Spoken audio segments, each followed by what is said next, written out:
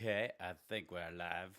I think we will find that we are live in some ways if I can figure out which computer I'm actually on. And wait, here we go. Hi, there you are. Hello. Woo, here's a bit. Apologize. Hello. Welcome. How's everybody doing? Hello. Well, it's is it Monday? It is Monday. It feels like a Thursday. I think at this point we're all in a bum rush to Thanksgiving, I suppose, if I can say that.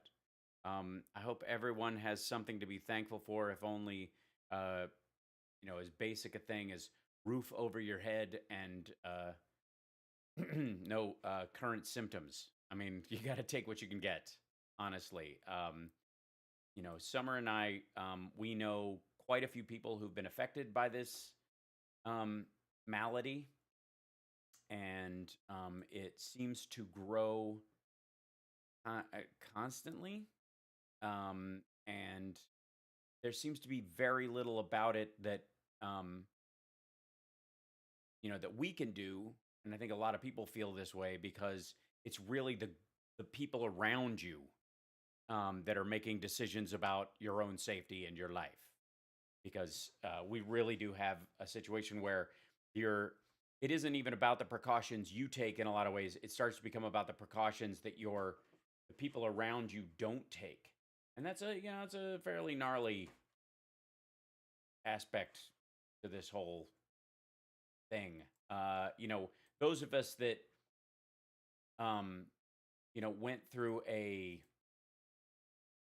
I guess we're there for the launch of the AIDS crisis, that went through, especially a lot of people in my generation who were entering their sexual peak or their sexually curious years, depending. Oh, thanks, Dubland. Any of those elements where they were entering those days, whether it be it in high school, college, whatever, where your curiosity and your life is opening up. Oh, I'm very quiet. Hold on one second. Let's see if is that better? I seem to be is that better? Am I quiet? Turn it up. It's about a 4. It should be 11, I think. I think that's, there you go. Is that better? It's certainly better in my ears. Don't you know? Yeah? Yeah? Could be better? All right, good. Takes me a moment to find out from you guys what the proper volume is, Ugh, I've got to do something about my hair. I've got to wash it today. I've got more shooting to do after. That's just how it works. This has been a crazy work week. Those of you that joined us for the Sexy Liberal Show, thank you. I appreciate you. And the next one is going to be a best of, and they're doing a deal for, if you haven't watched any of them, for $9.99 you can watch all the past episodes, which is pretty cool. Hi, how are you? Love you. Streaming. Adore you. The girl just walked in. It happens. It's a good thing. Again, these are the least of our problems as far as being worn out from work. I'm worn out from doing comedy. I have to say I am truly blessed. So it's a joy. There's a lot to deal with this on this lovely day. Not the least of which is, of course, Sidney Powell's been kicked to the curb, which I think is pretty hysterical. How GSA just tells Biden transition can begin. They just said that. They finally signed off on it. That just happened. Breaking news. Are we breaking news right now?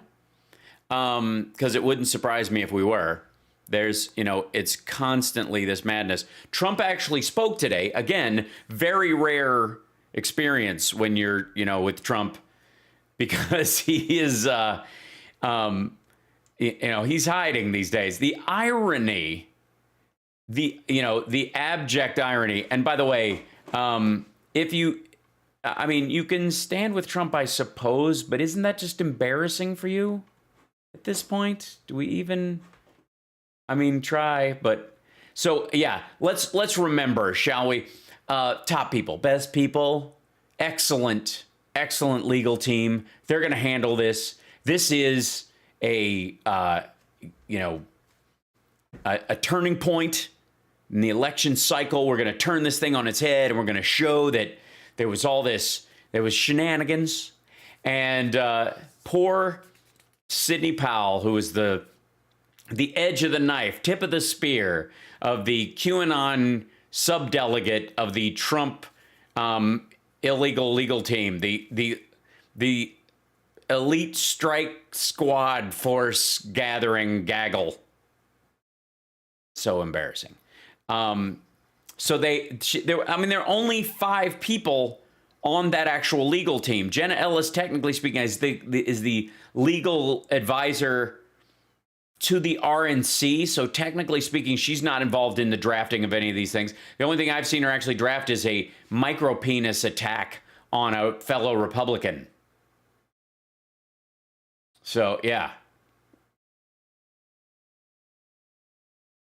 I'm just reading this. GSA just approved transition funds. Bum, bum, bum. So she doesn't show up for the... They called her bluff, effectively. Then that's what's happened. Emily Murphy had her bluff called today. She was called before the Congress today. She did not show up. And in lieu of showing up, she released the funds.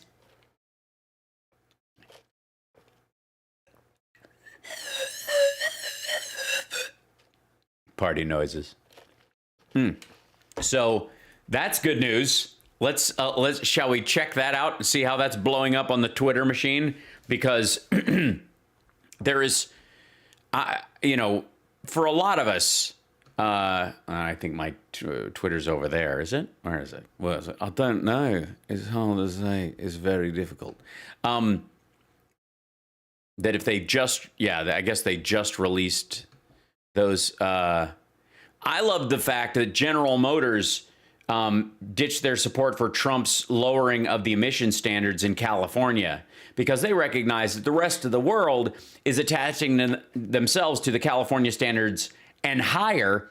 And if you want to make a vehicle that's going to compete on the world market, you're going to need to meet these standards anyways. So what was the whole point of fighting these things? This is why, by the way, the American car market, the automobile industry in the United States flagged for a very long time and was getting their lunch eaten by Toyota and the like, was because creating a better car that produces less pollution and uses less gas was a standard set in place by the Carter administration. And instead of putting their money into R&D, the U.S. auto industry spent all their money fighting it in court so that Reagan would overturn it. So all they did was not use their funds, which, by the way, would have been tax deductible, to improve the quality of their vehicles. And therefore, while the rest of the world said, well, if we want to sell in the United States, it's one of the biggest markets, we're going to have to match that standard. And they just went to work on figuring out how. And there's so much Trump is flipping out because 11 PA and got to vote. Well, I have no doubt. Yes, Trump is definitely full bunker today. And thank you for the cheers and the bits, guys. I appreciate it. Real me, Maggie says, Donald Trump took away my Bionics for a week. That's terrible. So let's see. Contempt of Congress. That was the thing that was... Let's see, GSA, let me see. I'm just going to look up Biden transition. I'm sure there'll be a bunch of... Yep, there it is. Chief of Staff Mark Meadows is CC'd on a letter from GSA informing Biden team that the transition may now take place by... Oh, it's so gorgeous. It's so official. It's super official. Why is my green screen so foggy? Look at over here. It's like, that's ugly. I don't know what that is. I put more light on the... God damn it. Oh, that's the side with less light. Have I been messing around with my lights? What's happening? Turn this a little bit. Maybe that helps. No? use the effects on it, because that's going to bother me. I'm not going to let we can't, this shall not stand. I think it's pretty hysterical that they just effectively held off for spite in all this nonsense. You know what I mean? Because it's pretty grotesque. Whoops, there we go. There's my settings. How you doing? Let's see, turn that up. There you go. I don't want to disappear myself. There we go. That's better. It's a little less ugly. Okay, cool. Well, that'll do for now. I'll fix the rest of it later. All right. Now, and you guys with your lovely bits and subscriptions and all that kind of stuff. I appreciate you guys immensely for doing that. I'll move that over there and make it a little smaller so we can all see it and it doesn't get blocked by things. Yeah, so GSA has informed President-elect Joe Biden the administration is ready to begin the formal transition process, according to a letter from Administrator Emily Murphy sent Monday afternoon and obtained by CNN. Fuck you, Emily Murphy! Chief of Staff Mark Meadows is CC'd on the letter. Good times.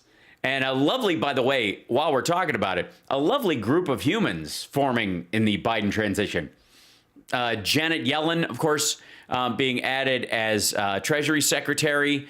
John Kerry will be Special Envoy for Climate Energy for the National Security Council. Jake Sullivan's going to be National Security Advisor. Here's the, let's see, well, they have a little.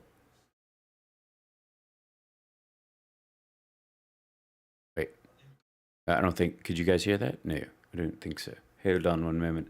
Oh, Safari's not in there turned on. Let's go to stream, shall we? Oh, yeah, it's not in there. Hold on. I have to put audio from Safari in so you guys can hear it. And there we go. This is their intro video.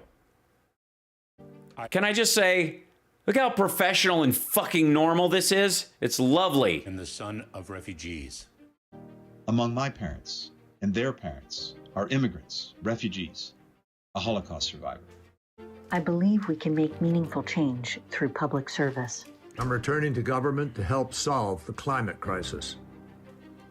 I am going to represent America on the world stage. And we are ready to lead on foreign policy and national security. Historic challenges demand historic new approaches. Complex challenges demand diversity of perspective. And global challenges demand American leadership. We are prepared to restore respected leadership abroad. And dignified leadership at home. We understand that the United States must lead not just with the example of our power, Ooh, but the power kiddo. of our example. We aren't going back to the past. We're building a better future. Together, we will rally the world to meet our common challenges. Challenges that no one nation can face alone.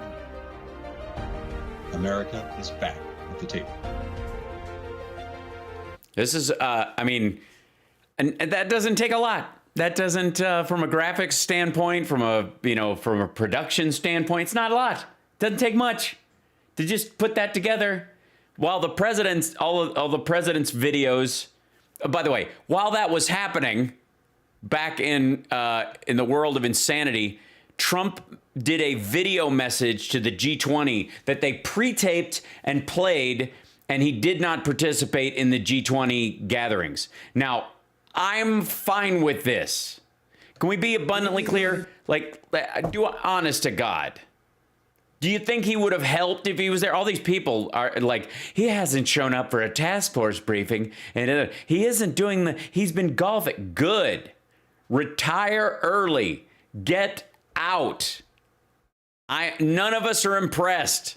And by the way, look at this. He hasn't done a on-camera video in weeks. And look at, he's already doing the hand flare to slow down the teleprompter. That's what he does. I don't know if you've noticed that, but he flares his hand when the teleprompter is going too fast for him. And by the way, this was not live. Do it 10 times. Who cares? What are you doing? You're afraid you're going to miss Maria Bartiromo's show?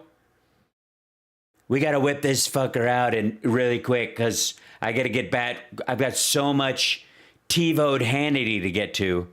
Good God.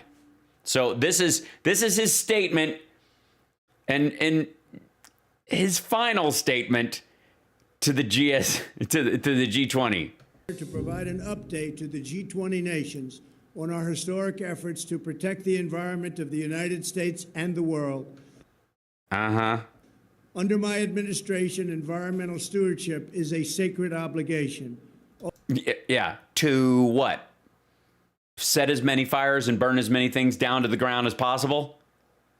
Sweep your forest, California. Yeah, the ones that are on fire are the federal lands. Over the last 4 years, we have made incredible strides to ensure that the United States has among the cleanest air and cleanest water on the planet. If you count the absolute worst in the world. We invested over $38 billion in water infrastructure, including millions of dollars to prevent children from being exposed to lead in drinking water. Yeah, why don't you take it, just take credit again for programs started during the Obama-Biden administration. Seriously? Yeah, I think this was yesterday, but yeah. Very serious problem. Is it? Tell us why. We pledged to plant 1 billion trees as our contribution to the 1 trillion trees initiative. I signed the Great American Out. All right, already an edit. Holy shit, dude. Look at this. He couldn't get through the whole line. Look, and again, what kind of wide shot is this? Wait, okay, get in tight to him, and then dramatically, I want you to yank back to show just how fucking empty the room is. Drinking water, a very serious problem. Go camera 2. We pledged to plant 1 billion trees as our contribution to the 1 trillion trees initiative. I signed the Great American. Jesus, he didn't even breathe between those clips. Trees as our contribution to the 1 trillion trees initiative. I signed the Great American. See how tight that edit was? Because they had to overlap and grab another take? Jesus. American Outdoors Act, the most significant investment in our national parks since Theodore Roosevelt more than a century ago. We restored public access to federal land. And anybody who has an ATV can ride right over some bear cubs anytime they want. Yeehaw!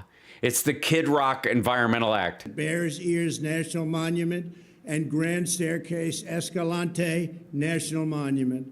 I signed Save Our Seas Act to protect our environment from foreign nations that litter our oceans with debris. Last year, the Environmental Protection Agency cleaned up more major pollution sites than any year in nearly 2 decades. And gee, I wonder when those contracts started. Christ. Some think in the history of our country. Again, it takes like the fighting back and forth on environmental stuff between the EPA and the polluters themselves, and whether they're going to pay for it themselves or whether the U.S. government's going to pay for it. Like all this shit. This happens for years. To protect American workers, I withdrew the United States from the unfair and one-sided Paris Climate Accord. That's why he did it. Not because it had Obama's name on it and, like it was something that occurred during the Obama years and it was on the get rid of anything that's got Obama on it task list. A very unfair act for the United States.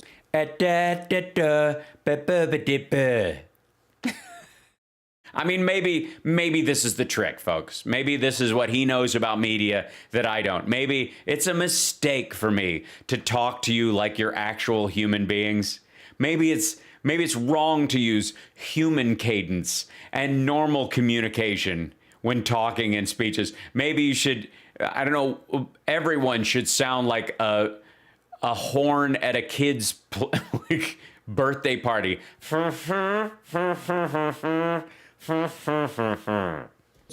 The Paris Accord was not designed to... What's the arm flip to? Ugh, shake that shit off. That was a tough sentence. Shake it off. Get back in the game, Donnie. The unfair and one-sided Paris Climate Accord. A very unfair act for the United States. The Paris...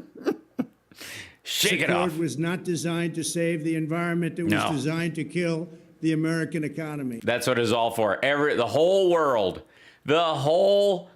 world gathered simply. CNN, check it out now. Why would I do? Okay, maybe in a moment.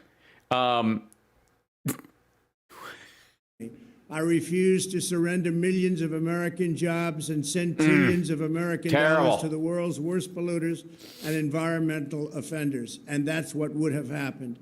Since withdrawing from the Paris Accord, the United States has reduced carbon emissions more than any nation.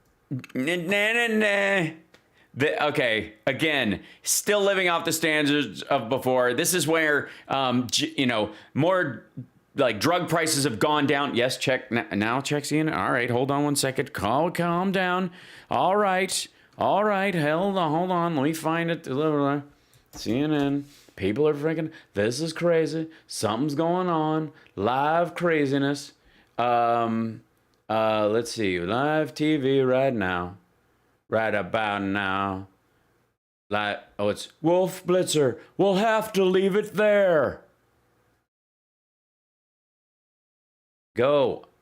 Wake it up. Come on, CNN. You can't make my copy of CNN Go expire in just a moment. This is what I'm getting. CNN's very exciting. This is it. Wait, hold on. This is what I'm getting. Very, very exciting. I'm so glad we tuned in. Sign in. It's expiring in 9 minutes, and I'm getting this. Reload, you silly page. Come on. Play. It's live. How live can you be? What exactly am I supposed to be seeing on CNN right now? CNN, the most trusted name in darkness. Apparently democracy dies in darkness, and it's right now it's dying on CNN. I don't know why. What's the breaking news? It's in a commercial now. What? All right, go away, CNN. We're going back. This is the real president. Here we go. Anywhere in the world. Just, I don't know what that is. And by the way, again, look at these sharp cuts cutting together his 5 different versions. Would have happened. Okay, because what are you seeing? At what point have you ever watched a presidential national address, by the way, from the White House or anywhere else, where in the middle of it they went, bank, bank, bank. They're just cutting back and forth between, what? Seriously, it's a 3-minute speech on a teleprompter. How hard is this? Since withdrawing from the Paris Accord, the United States has reduced carbon emissions more than any nation anywhere in the world. Yeah, because of the standards we set 10 years ago and have kept going. Not because of any new regulations or new effort. Sorry, Team Trump said what with who? And on the thing? Joe Namath is on. Good, okay. Yes, the transition can begin. We saw this. Trump backs down, transition start. Ari has it on MSNBC. Yeah, I just spoke of that. Yeah, the GSA announced that they're going to allow the transition to start. Yeah. Hilarious. Comedy jokes. All right. Back to the ex-president. Air is 7% cleaner than when I took office. 7%. Wait, did I hear that right? In the world. Our air is 7% cleaner than when I took office. 7%.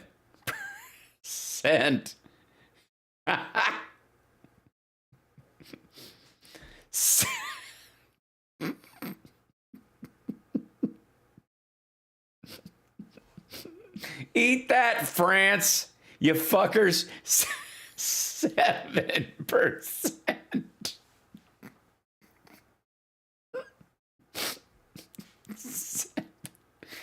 Oh, God.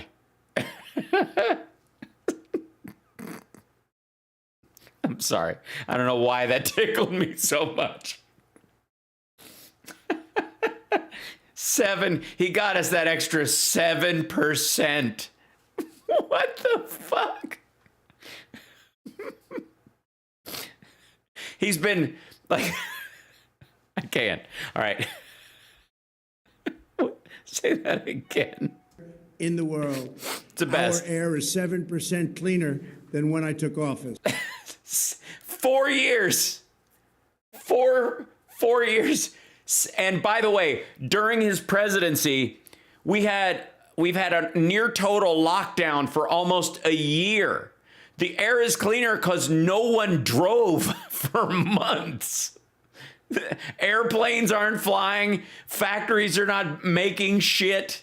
7%. You know how much it went up as far as pollution in his first year or second year in, like the first 2 years, for it to be at 7% now? 7%.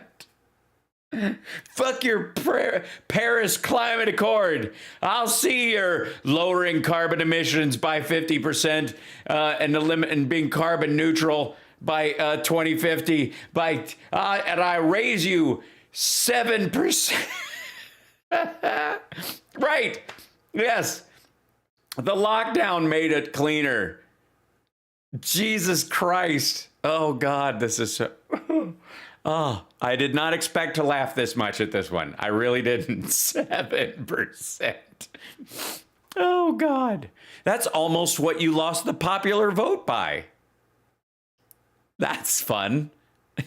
At the same time, we've made America energy independent. We were energy independent before.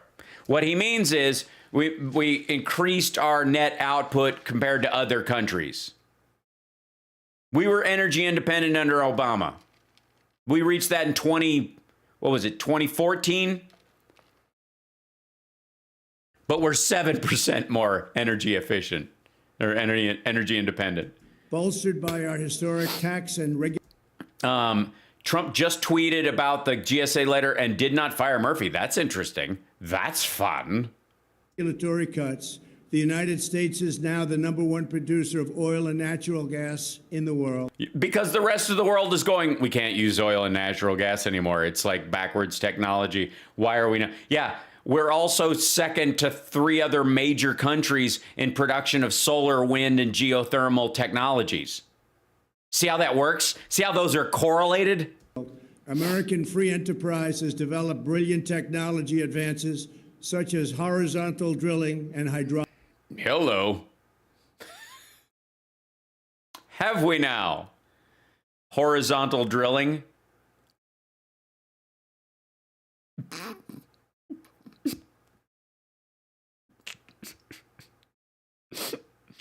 Horizontal drilling. Look, I know it's a real technique, but it's, first of all, he said 7% cleaner air. I know. First of all, he's suddenly the guy from There Will Be Blood.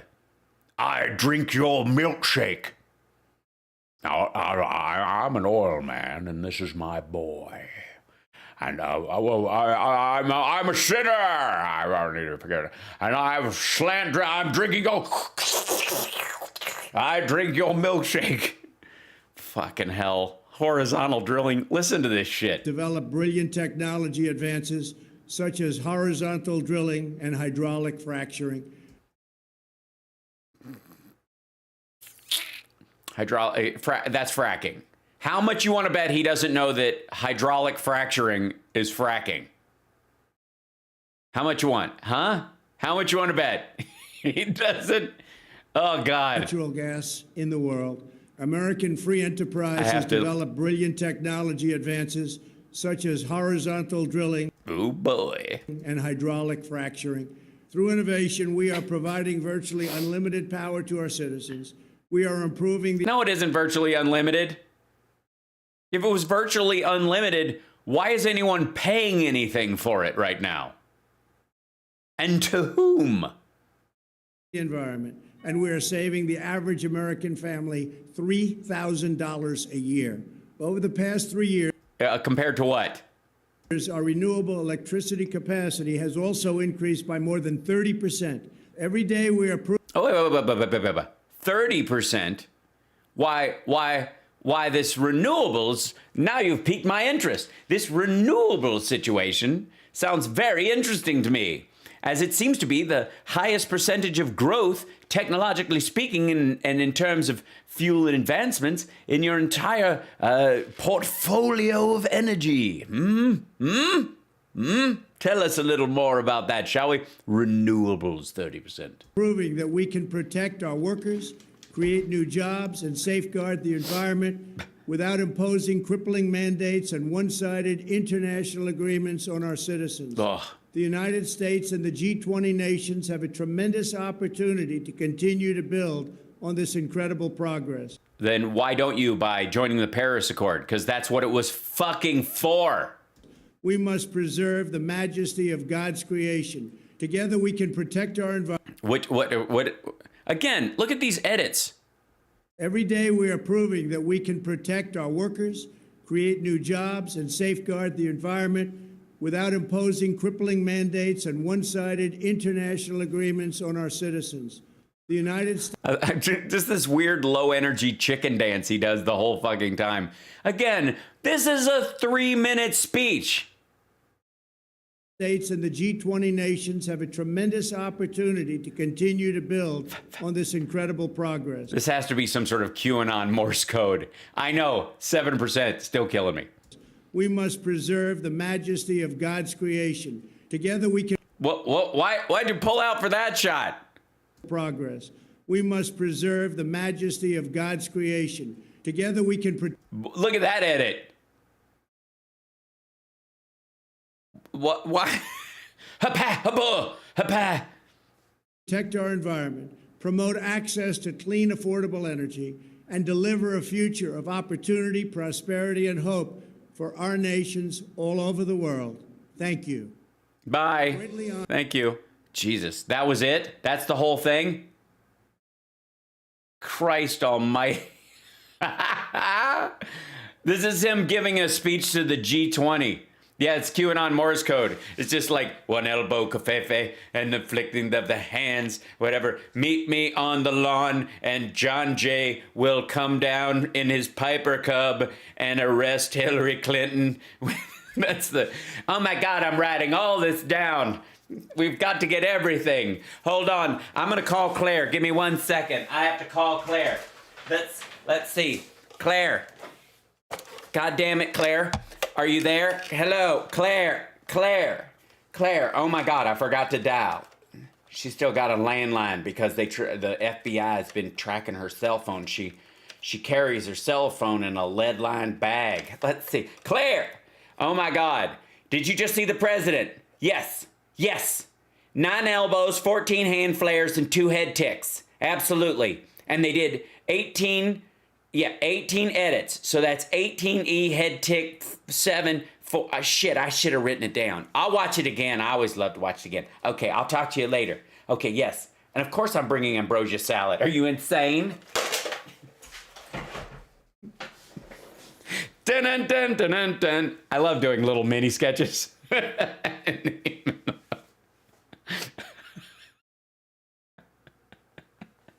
7%. Oh God. Yeah, I found my Garfield phone in my in the packed stuff. Remember, I've been doing kind of little show and tell from getting stuff out of storage. All this stuff has been here, and that one was in a box. And Summer goes, "Do you want to keep this?" And I was like, "Yeah." How do you not keep your Garfield phone?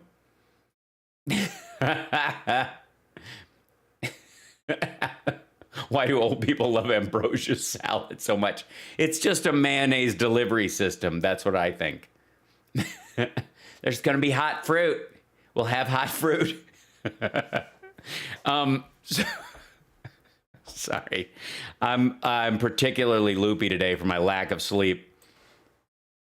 It sounds like Leslie Jordan. Thanks, Daniel. I try. That's the whole reason we're here. Because if we start taking any of this shit seriously, we're going to lose our goddamn minds. Because this dude is done. Dunzo. Dunzy. Goodbye So long. Go form your little YouTube network. Compete with me. Please give me things to make fun of every fucking day for the next 2 years. Because all this is going to mean is more of him on, although I feel like Trump would have his own network and he would just call into his show so they'd never have him live. It'd just be right now on the phone, former president Donald Trump. And yeah. Oh God. Oh God. Yeah. So this I want to check something real quick. See if we have what Trump says. And by the way, I don't know why anybody follows this asshole. That on the other side. Let's see. I want to thank Emily Murphy, GSA, for her steadfast dedication to our country. She's been harassed, threatened, and abused, and I do not want to see this happen to her family or employees. Our case strongly continues. We will keep up the good fight, and we believe we will prevail. Nevertheless, in the best interest of our country, I recommend that the inner team do what it needs to be done regarding the national guard. I've told the team to do the same. We will fight on the hills. We will fight on the hustings. But needless to say, I'm going to have a meeting later with Hitler in the basement and trying to basically just give him the keys.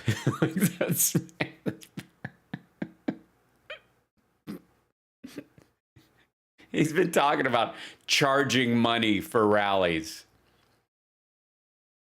I can't wait to see the crowd turn out. I mean, he's going to have to put on more of a show than just the standard gripe fest. So I'm guessing, does anybody know if Three Doors Down is still available? Oh, I so want him to charge for rallies. Oh my God.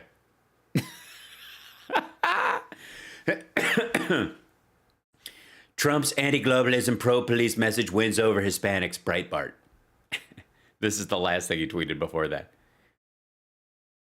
In certain swing states, there were more votes than people who voted, and in big numbers. Does that not really matter? Stopping poll watchers voting for unsuspecting people, fake ballot, voting for unsuspecting people. The fuck does that mean? Voting for unsuspecting. Does anybody know what the shit he's talking about?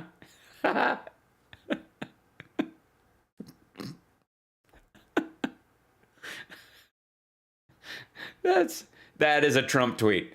What? In certain swing states, there are more votes than people who voted. Okay.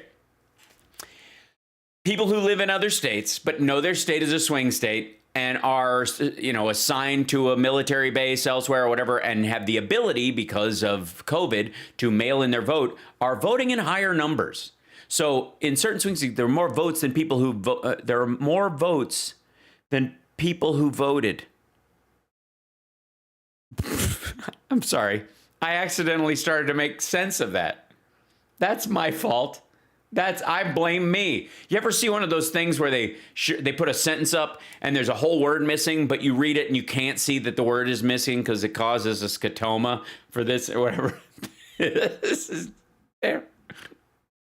There were more votes than people who voted. I know what he's talking about, but that's just funny. There are no more votes than people who voted in any swing states. This is, Michigan certified today. The one dude abstained. Who cares? What was his name? It was great. It was like a sitcom name. Yeah, Shinky. Norm Shinkley. That's what it was. Norm Shinkley. I'm very giddy today. It's true. In certain swing states, there were more votes than people who voted, and in big numbers. Does that not really matter? You can always tell when staff writes the tweet. This is his staff. Hi, Nottinghamshire. Or Nottingham. Sorry, I read that too fast. It was going by. Hal, don't we think Trump is going to partner with Newsmax? Nah, I don't. Because he's got no money. The only thing he could bring is the possibility of subscriptions. This is like is like Howard Stern going to Sirius. If he goes to Newsmax, he'll have controlling interest, but no, he won't have to put any money because the theory is he'll have money that he's bringing with him, with his team. Stopping poll watchers, voting for unsuspecting people. Still don't know what the fuck that means.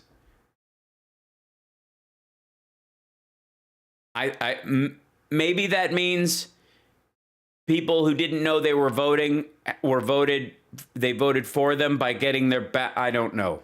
By getting their ballot, is that the idea? Oh, God. Voting for unsuspecting people, fake ballots, and so much more. But what's behind curtain number 2?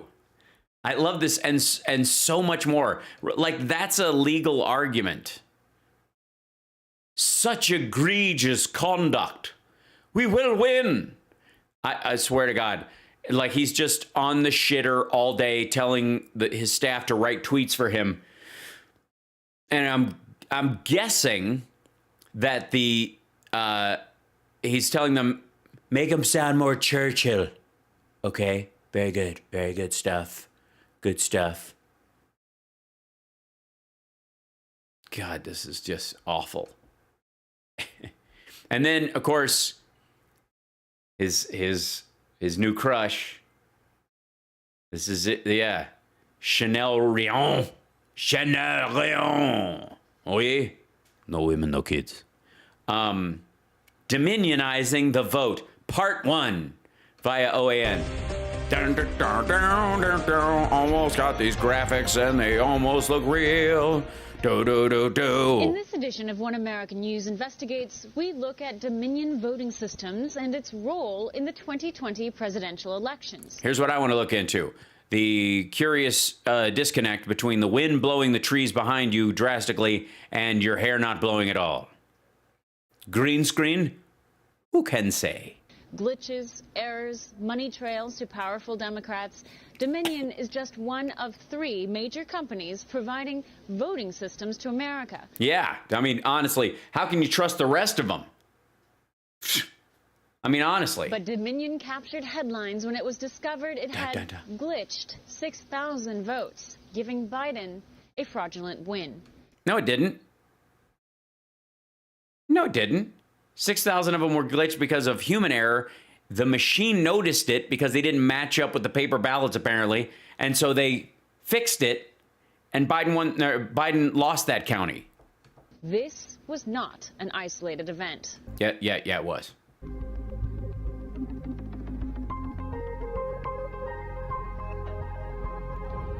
Yeah, she walked by Borat in, I think, one scene because it was OAN that got him in, but it wasn't her.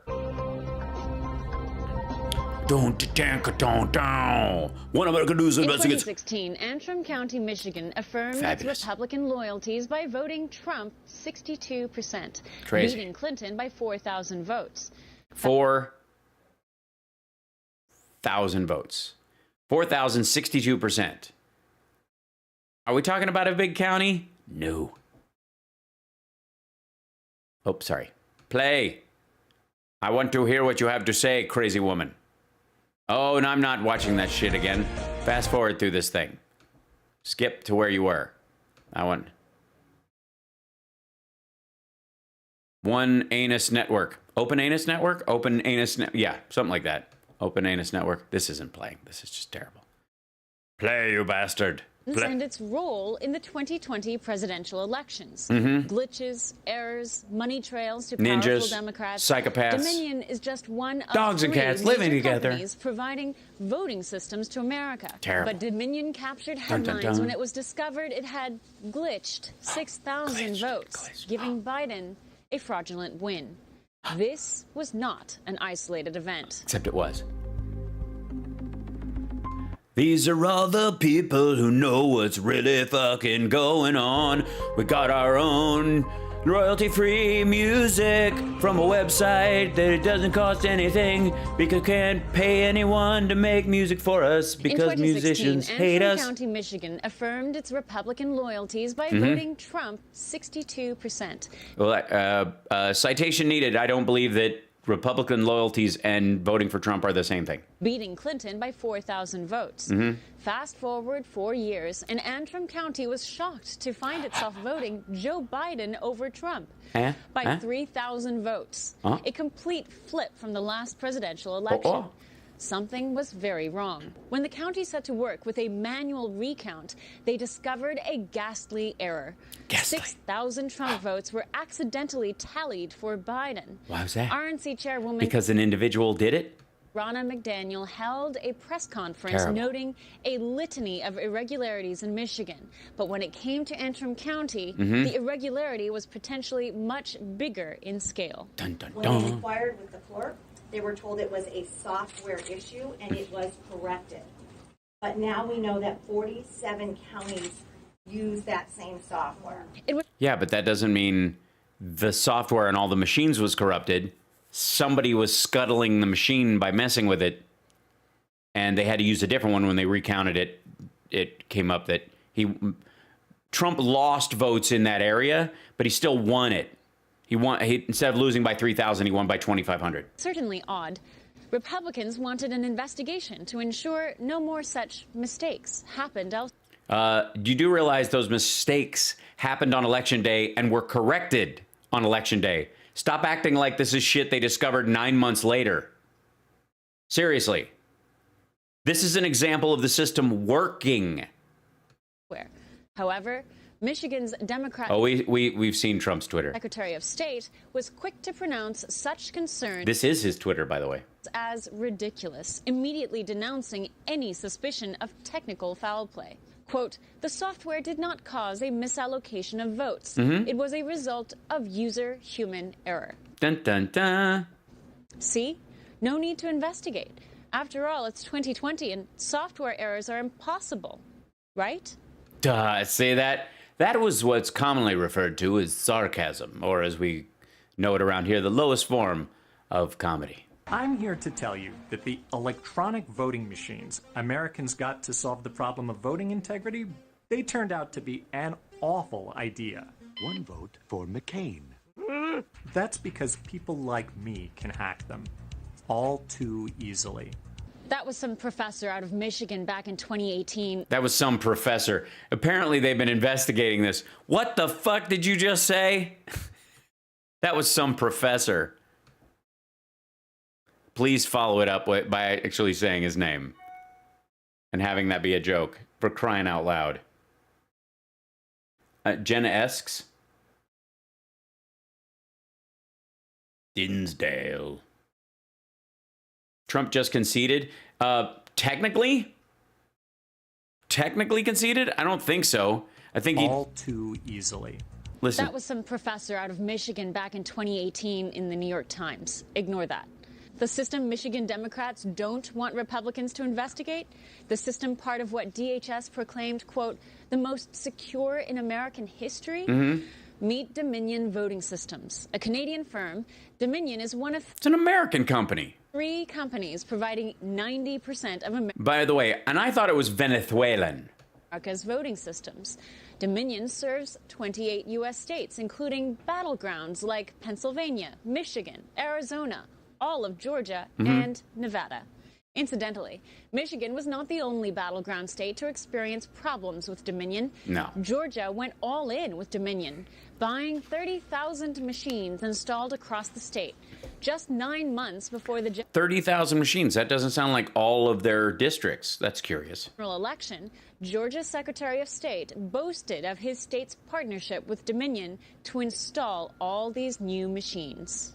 Dominion and the Secretary of State's office worked very closely together on making sure we had the staff here to get these things put through. A few months later... Yeah, why is that a da-da-da? Georgia's June primaries, Dominion proved to have a few hiccups. Don't take it from us. Here's PBS. The poll pads took as long as 30 hours to download the voter database, displayed the wrong races, and would randomly shut down. And the power-hungry ballot marking devices blew circuit breakers in numerous locations. Poll workers, many of whom had no hands-on training because of the pandemic, were often befuddled by the new technology. Indeed. Indeed. So, Did that change any votes? No. Maybe, just maybe, you're blowing circuit breakers because your secretaries of state in red districts and in swing districts that are run by Republicans are putting polling places in shitty buildings on purpose. Maybe talk to your governor about why your schools, churches, and community centers and firehouses have crap electrical systems. Maybe that. Even by the general election 5 months later, Georgia was still in trouble. They have not certified the elections, including two of the most populous in the state, between technical issues. Let's begin with Liza. Yeah, they have, by the way. She's live at Gwinnett County's elections office in Lawrenceville, where thousands of votes are in limbo because of a software issue. There is an issue in Gwinnett County, as officials have told us, that 60,000 Gwinnett County ballots are in limbo after a software issue, and this is according to the communications director of Gwinnett County. While all of this plays out before our eyes. Yeah, what played out before our eyes was the software wasn't tallying them to the state's numbers, but the ballots still physically exist. The fuck are you talking about? All those ballots still exist. Republicans demand investigations. Don't they now? Government officials demand we look away. There have not been any evidence of anything that would... Nothing to see here. Just rampant criminality. ...undermine the validity of this election, and it's time to move forward. Meanwhile, the Trump legal team under former New York Mayor and prosecutor Rudy Giuliani disagreed. Antrim County put Dominion systems front and center. Now we must dig deeper. Now we've got to look at how often did it break down in other parts of the state. And when you look back on the history of Dominion, which is a Canadian firm, it's made mistakes in Canadian elections similar to that. The Trump legal teams... yeah, and everybody knows that Canada is just overrun with dictatorial coups every couple of years. This is, at this point, oh my God. And look who, by the way, for fuck's sake, when did he tweet this? He tweeted this 8:30 last night. Yeah, or the night before last. He tweeted this and he retweeted it. So this is his initial one, and then he retweeted it and brought it back to the top of his timeline. Look who she's talking to. Look at that. That's Sidney Powell. Good times. Dominion wing is led by General Michael Flynn's attorney, Sidney Powell, who has long warned Americans the dangers of our election systems relying on foreign software. Yeah. Mind you, no one is claiming that Dominion is solely responsible for the fiasco and the vote irregularities that defined the 2020 general election. But when we return, prepare to be stunned when you find out just how easy... Guys, are you prepared? Are you prepared to be stunned? Are you standing up so you can sit down? It is to manipulate votes through Dominion. Why one major state deemed Dominion dangerously easy to hack, and how one hacker read the user guide flagging stunning questions for the feds. We'll be right back. Yeah, during the process of review. I mean, are we going to go to car lots and talk about the crash test figures on the cars that didn't pass in a model? Is that what we're doing? Is that how all this works? Is every product you're using now going to be judged on the beta version of it? Seriously. Because that is the argument we're seeing right now. That they hired those people to look into this. Here, try to break into this. See where the holes are. Testify about where the holes are. And then we get the people to fix it. Yeah, she's Michael Flynn's lawyer. Sidney Powell. Examine facts. Dominionize devotion, Orion. This is an old radio. Of communication have changed throughout history with the advancement of technology. Yeah. Since first declaring his candidacy in 2015, President Trump has relied on Twitter to share his thoughts directly with the American people. But the 45th president was not the first president to rely on the technology of the times to get his message out. Calvin Coolidge made the first presidential radio address in 1923, making his voice the most heard of any man in history. This was the first time people across the country could hear the president speak at the same time, all from the comfort of their own homes. A decade later, this evolved into Franklin D. Roosevelt's fireside chats, where the president could explain his policies with the feeling of a friendly conversation in the form of an evening radio broadcast. So we're just going with OAN is continuing a long tradition of presidential, direct presidential voice media.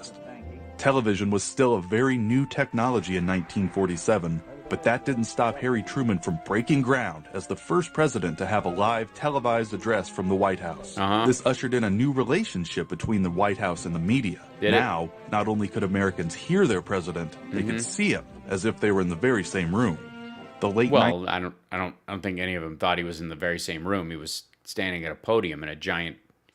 Never mind. He saw the rise of the internet, and Bill Clinton saw this as an opportunity to speak directly with citizens. Clinton held the first presidential web chat in 1999, giving anyone with an internet connection a chance to send questions to the president as the world watched live on TV. Crazy.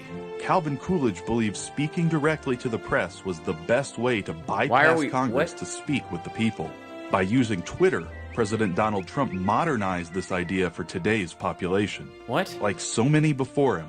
Look at his office. Like so many before him, he had a desk covered in shit and never got anything done. Look at all that stuff. Ridiculous. How does this work again? # MAGA 2020 da. Then Trump is using the technology of the times, making sure his message is heard clearly and directly by Americans all over. Which is basically, is this just an ad to follow Trump on Twitter? Is that why he ultimately... Yeah, I know, Obama used Twitter. Like... I'm glad we're back, though. Establish the truth and probe. Moon River. No voting system is perfect. Here are the heads of the top 3 voting systems telling Congress as much. Is there any method of voting that's 100% secure? No. No. No. They go on to say... Okay, that settle it. Okay. So, since no machine can be 100% secure, no method of voting can be 100% secure, 100% of the time, 100%. I think the problem is really voting. Don't you? Voting systems are mostly safe. But here's a Senate letter from December 2019 slamming these 3 companies. Election security experts have noted for years that our nation's election systems and infrastructure are under serious threat. The Senate letter then highlights how the top 3 voting systems, ES&S, Hart Intercivic, and Dominion voting systems... You see who the letter is from? It's from Democrats. All right. Quote, have long skimped on security in favor of convenience, leaving voting systems across the country prone to security problems. That's why they instituted a largely paper ballot receipt point, which is what all the Dominion ones do. The ES&S and the Diebold machines do not. Some do because of the area that they're in, but they don't ubiquitously. And so the problem they have with the Dominion machines is there's always a paper record. The lawmakers who wrote this letter? None other than Senators Elizabeth Warren, Amy Klobuchar, Ron Wyden, and Congressman Mark Pocan, all Democrats. 1 year later, now that America is asking whether Dominion tampered with our votes in Joe Biden's favor, where are these Democrats now? Well, I think they recognized that their concerns were unfounded, and the machines actually worked. 2 years, Dominion aggressively marketed itself to every state in the union. And Sure. while Georgia went all in and lived to regret it, one state... Lived to regret it? What? Gave it a Texas-sized thumbs down. Upon testing Dominion machines and its accompanying systems, the state of Texas concluded Dominion was too, quote, fragile and error-prone and could not be trusted for... Down here in Texas, we want a system that is a lot more manly than that Dominion system. I'm not going to lie. That Dominion system's girly. It wears a froofy blouse, and it makes a heck of a peach cobbler. but it's no Texas voting machine. We need a Texas voting machine that has 6 shots only. And the way you vote is you tilt the main handle of the voting machine up, and there are cans with the potential candidates on them, of course, put in place by an immigrant onto a log, and then you shoot off whoever you want. And if you miss, that's just the luck of the draw. Safe and secure elections. So what makes the machines fragile and error-prone? Ron Watkins, a large systems data analyst, tells One American News after over a week poring over Dominion user guides. Over a week, he's been looking over the user guides. He's been reading the manual for over a week. Dude, I read that manual for like 6.5 days. Well, I had to take a break because I had to see my internist, but he was stunned by how easily ballots could be accessed by one person with access to one machine. With the Dominion system, you need to be... Why are you wearing a cowboy hat? Why are you wearing you're clearly in the Matrix demo mode landscape. Why are you wearing it? Okay. Most concerned about activist IT people. The operator. That's what you're worried about. Activist IT people. Just activists. Who, by the way, would need also activists on every part of the chain, lest they be caught and sentenced to jail for 5 years for every single vote they fabricated or falsified. Anybody want to do 150 years to guarantee your candidate wins by an extra, 20 votes or 30 votes in a swing district? Seriously. That's it. Yeah, we didn't even get to talk to him. But trust us, though. Guys, he read the manual for over a week. Aight. Get up here, you silly thing. Why am I being... The recommendations on these folks, yeah. So, yeah, that's his it. So an hour ago, he basically, this is the closest thing to a concession we're going to get anytime soon. But he knows. He knows. He knows it's over. This whole top of this, notice the top of it is, this is the message to the supporters. This is the message.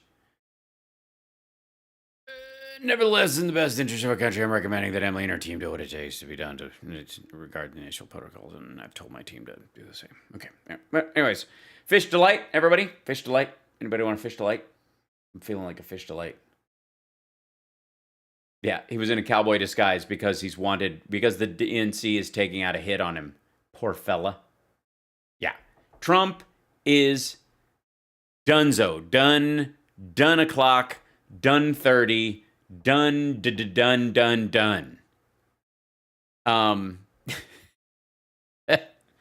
So hold on one second. Let me switch back to my other camera shot. There we go. And then we had, this is, let's see. I don't know if this is the actual one that got her fired. Let's see. You think? Let me go back.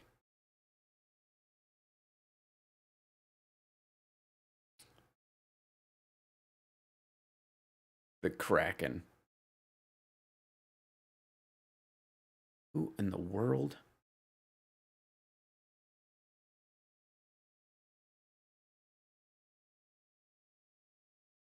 Okay, that's the biblical one. Yeah, there we go. All right, oh yeah.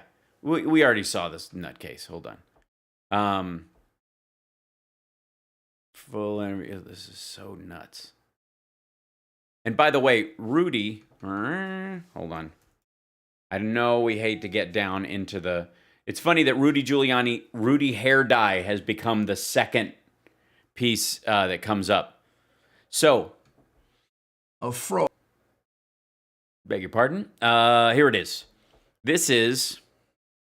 I have to get some sleep eventually this week. That's what happens when I'm just shooting sketches nonstop. Good Lord. This is... We'll skip through Hi, some I'm of this Rudy today, Giuliani, and we heard a bunch this of is this another shit. episode of Rudy's Common Sense. And this episode is a truly significant one. I hope so. Because it is now quite obvious that we are in the middle of what is going to be probably maybe the most important historical election contest that we've ever had. Ever. I mean, it'll rank with the ones in the past, Hamilton, Jefferson, Burr, and others that have gone to the House of Representatives. And Trump's basically a founding father. It has all the makings of it, and it's there because for all the censorship, for all the lying that you're for all doing, the cover-ups that you're trying of the 3 conspirators to this attempt to steal this election. You, Trump, and Sidney are Powell? the Democrat Party. Oh. Big tech and big media. Oh. The facts are coming out. Are they? Ladies and gentlemen. Big tech? You mean Twitter, who OAN, through their YouTube network, was explaining to everybody they need to follow Trump on Twitter because that's the way he has gotten his message out and it's how he got elected in the first place. But please, go on. Gentlemen, the facts are coming out. Here they come. And the facts are what are not they? One isolated single act of they fraud. Can't be. No. Not one state Not in one. which a problem no. has been found in computation. Right. That was Bush v. Gore, wasn't it? Yeah. Problem in computation. Remember the Chads? Oh, I remember it. I don't remember that part. Who was winning? I don't remember people tapping on paper, but okay. Okay. That's tough. That was tough. Yeah. One state, accounting problem. Right. This is not one state. No? This is not an accounting problem. It isn't? I thought it was. As we have been investigating this, it very, very quickly emerged. It did? Not only from the people that we found. Who? But from the people who have come forward. What people? From the American patriots that have come forward. Do you have... The brave people. Do you have messages, willing public? to take on threats of harassment, threats of losing their job. Oh, my gosh. Threats on their children. What? And even in some cases, threats to their lives. By whom? I mean, this is a very bad time we're living in. It's a very bad time. Because there's a kind of evil in our land There right is. now. There is an Been evil. there for quite... There is an evil across our land. Chamberlain Rudy has spoken of this evil. Some time, and I'll define it for you at the end. Please do. Please make me stay to the end through a cigar ad and home title lock and need juice. But this shouldn't be. This shouldn't be. No. This is a legitimate, very legitimate challenge. Well, to an election where there is substantial evidence. No, I don't know why it would take you a moment to find the word substantial. Of which I'm going to impart maybe 20% to you right now. What happened to the 20%? The fuck? This is your show. Why don't you dump all of it? 20? The fuck are you talking about, Rudy? 20%? Is it let me guess. Is it the same goddamn 20%? It is, isn't it? This is so nasty. Of fraud. Oh.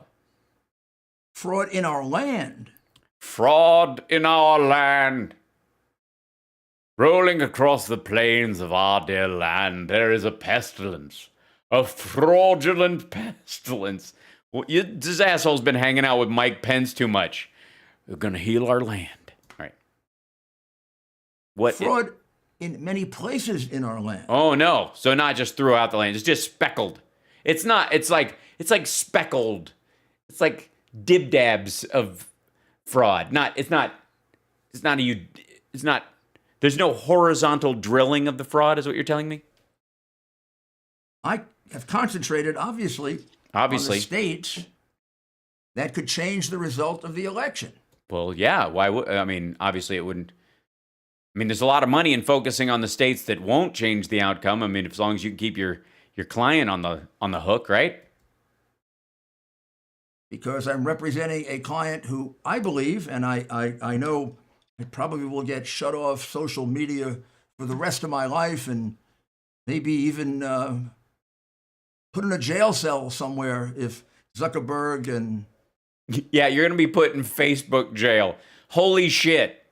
The great legal mind of Rudolph Giuliani believes that Facebook jail is an actual fucking thing.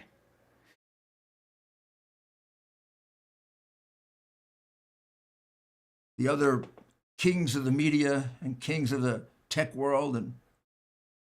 Yeah. Oh, you mean Howard Stern? He's king of all media, right? So is there a Howard Stern jail at SiriusXM? How does this work? But I believe, from what I've seen, and the professional experience that I have in investigating crimes for many, many years, and the success that I've had in uncovering them. No, you prosecuted them. You didn't investigate them at all. I thought you guys were pro-cop and pro-law enforcement. See, I've watched enough glung glung to know that there are those who investigate the crimes and those who prosecute them. These are their stories. I believe that we have here a very, very dangerous glung glung and a very systemic problem of voter fraud. Oh, such terrible. That the honest votes, if we could isolate those, we have, would elect Donald J. Trump as the next president. Define honest. And in most states, by a fairly substantial margin. Ew. I'm going to concentrate on reading and knowing the difference between Minnesota and Michigan. What I call now the overview. Okay. Okay. Yeah. Give me the overview. I don't need to see the same generic Cliff Notes versions of the evidence that you've been showing for the last couple of weeks. Who the fuck needs that? What I need is a general overview. It's been a couple of weeks, and I gotta be honest, you're losing me. And it would really help if you just kind of, just wrap it all up and put a bow on it, Rudy. Give us your best shot. Come on. A lot of the facts. I have the press conference to give a lot of the facts, and we will have future episodes in which we will, as they say, drill down into these facts. Will you horizontal drill? Because we invented that here. I don't know if you know that, but drill down. We'll show you the... You're going to drill down into the front of your pants. Davids that I can show you. We'll show you the charts that I can show you, and we'll show you the... There are charts you can't show me? These are secret charts. No. Don't show them that chart. They can't see that chart. That's not even a chart. That's a Venn diagram. I said chart. Get it from the okay chart, not the not okay chart. Jesus Christ. The statistical reports that corroborate the direct... Why don't you just rub that on your glasses while you're at it, since you're just blowing snot. Just pull some earwax out of your ear and rub it. Evidence. But what I want to do now He's just holding it. He's just got, on the end of his finger now, he's just got an ear booger, and he's just going to wave it around. Step back a bit. Please. Yeah, give us the...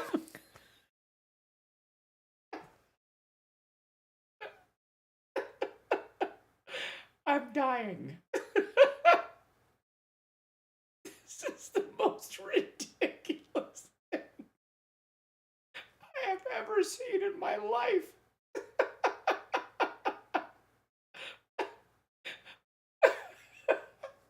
We have been watching this bullshit for weeks. Oh my God. And now he's wagging an ear booger at us.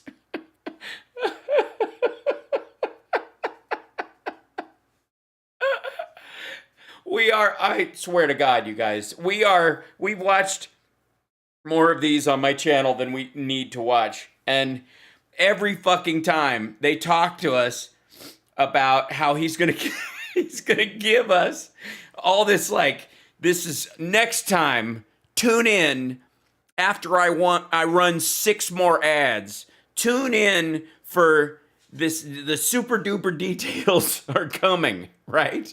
Thanks, Templeton. Sometimes I fucking lose it watching this stuff because it's so friggin' ridiculous. Oh my God. But we've been watching this shit. Seriously. We have been watching this shit for weeks. Leading up, there was a couple before. Yes, I definitely need sleep. But there were a couple before the election and then a bunch since that we've, drilled into and looked at these things. And every goddamn time he's like, you watch. Next time, there's going to be the big bangaroo. We're going to show you the big, let me reach down into the front of my pants and pull out the super file. And he never fucking does. And then he dares to come out on this goddamn show, the most recent one, in the middle of all this stuff. This was taped right before Sidney Powell got the fucking dump, right? And he just releases this right before Sidney Powell gets fired. And this asshole is like, you know what? I could give you a lot of evidence, but let me back up and give you kind of a big general roundabout. Fuck off. Jesus, man. This is just stupid. This is the president's lawyer. This is the guy who is currently holding up our goddamn elections. This is the point person for that shit. Well, I'm pointing the wrong way because he's over here. See, it would be ludicrous and kind of embarrassing on its own, but this is the asshole who is convincing Trump there's still a shot and is running around making 20 grand a fucking day while a good portion of this country are doing everything they can to rub two nickels together. By the way, Patreons, we love you. Thank you for your support. Appreciate it. Thank you. And everybody who's giving stars on, thank you, Golda, for giving stars on Facebook and all that. We love you for the support, and thank you guys for the super chats. But like, we're all doing our best to make it through this. And this asshole's making $20,000 a day. And we saw this. Anybody who was reading the Rudy transcript the other day when he got, his ass kicked in Pennsylvania, he said the same shit in court he says on this goddamn program. I would understand it if this is the version you sell to the public, and then you go in and you have a more legal, more sound legal argument version of what you're fucking saying. This is, oh God. Exercise logic. Remember, this is called common sense. Yeah, I'm going to recommend a name change. I want you to exercise your common sense. All right, let's do it. Let me flex a little bit. Let's see. A little bit of common sense. Let's do it. All right, here we go. Common sense from Rudy Giuliani. Now, common sense would dictate that if you had told me for weeks you were going to present some sort of groundbreaking evidence and lots of it, and that it was overwhelming, you would show me groundbreaking and overwhelming evidence. But we'll see. All right. There's a great lawyer who influenced me when I was younger to become a lawyer, Louis Nizer. Well, then he's not a great lawyer. And he wrote a great best-selling book called My Life in Court. Mm-hmm. Fabulous. And he gave me a hint on cross-examination that helped me enormously in my days in the courtroom. And it's kind of pretty good at cross-examination. Oh, yeah? What was the trick? Not always, but usually. Not always, but usually, which is a good way. Is that the name of the chapter that this special tip came in? Not always, but usually. Chapter 9. He listened to the book on tape. Don't you guys, I can't wait for you to stretch. You've got to stretch. You guys, you pull a hammy while we're exercising our common sense. It's most common sense result. The most logical result is actually what happened. What? And there's is this the idiot's version of Occam's razor? Usually, the most common sense result. Uh-huh. The most logical result. All right, goddammit. Is this fucker going to do... Is he going to try and explain Occam's razor, like, for idiots? Did he read Occam's razor for dummies? Is that what we're... And it gave me a hint on cross-examination that Sorry I interrupted. Let's hear the whole thing all the way through. Helped me enormously in my days in the courtroom. And it's kind of pretty good at cross-examination. Except when you weren't. He said, not always, but usually, the most common sense result, the most logical result, is actually what happened. Great. He had a real way with words. I can see why he was so inspiring. Can we get that on a t-shirt? The fuck? It's kind of pretty good at cross-examination. Listen to this. Hi, Don. He said, not always, but usually. Not always, but usually. I'm with you. The most common sense result. Right. The most common sense result. Lucky you named your show after that. The most logical result. Most logical result. Logic and common sense, not necessarily overlapping, but not necessarily mutually exclusive. But I understand how he's dirtying up the phrase. It's getting a little long, but I'm still with you in theory. Is actually what happened. Is actually what happened. Well, I mean, I think we've all learned a lot about the law. And if somebody is testifying to an illogical result, yeah, you mean like the Romulans, those fuckers? Did your law professor, did he make this gesture a lot? Result that doesn't really make sense. You're going to be able to illustrate to the jury the flaws in that. Sure. And that's the sign of a great prosecutor. That if you have a witness who is making no sense, you're going to be able to exploit that when discussing what the bullshit that flapped out of their face to a jury. I think I follow you. Let me follow on this. You mean like the kind of horseshit Cindy Powell was vomiting all over the goddamn podium in your oil can sweat fest the other day? Holy shit. You got to be careful because that's true 9 out of 10 times. It isn't always true. Is that him talking or you talking? I don't know where the quote ends. It does give you the sense of the power of circumstantial evidence. Or I'll give you another quote from Stephen Bannon. What? The power of circumstantial evidence? That's what that was about? Stephen Bannon says... You're quoting Steve Bannon. We're going to Steve Bannon now. The great legal mind. Steve Bannon. There are no conspiracies, but there also are no coincidences. What?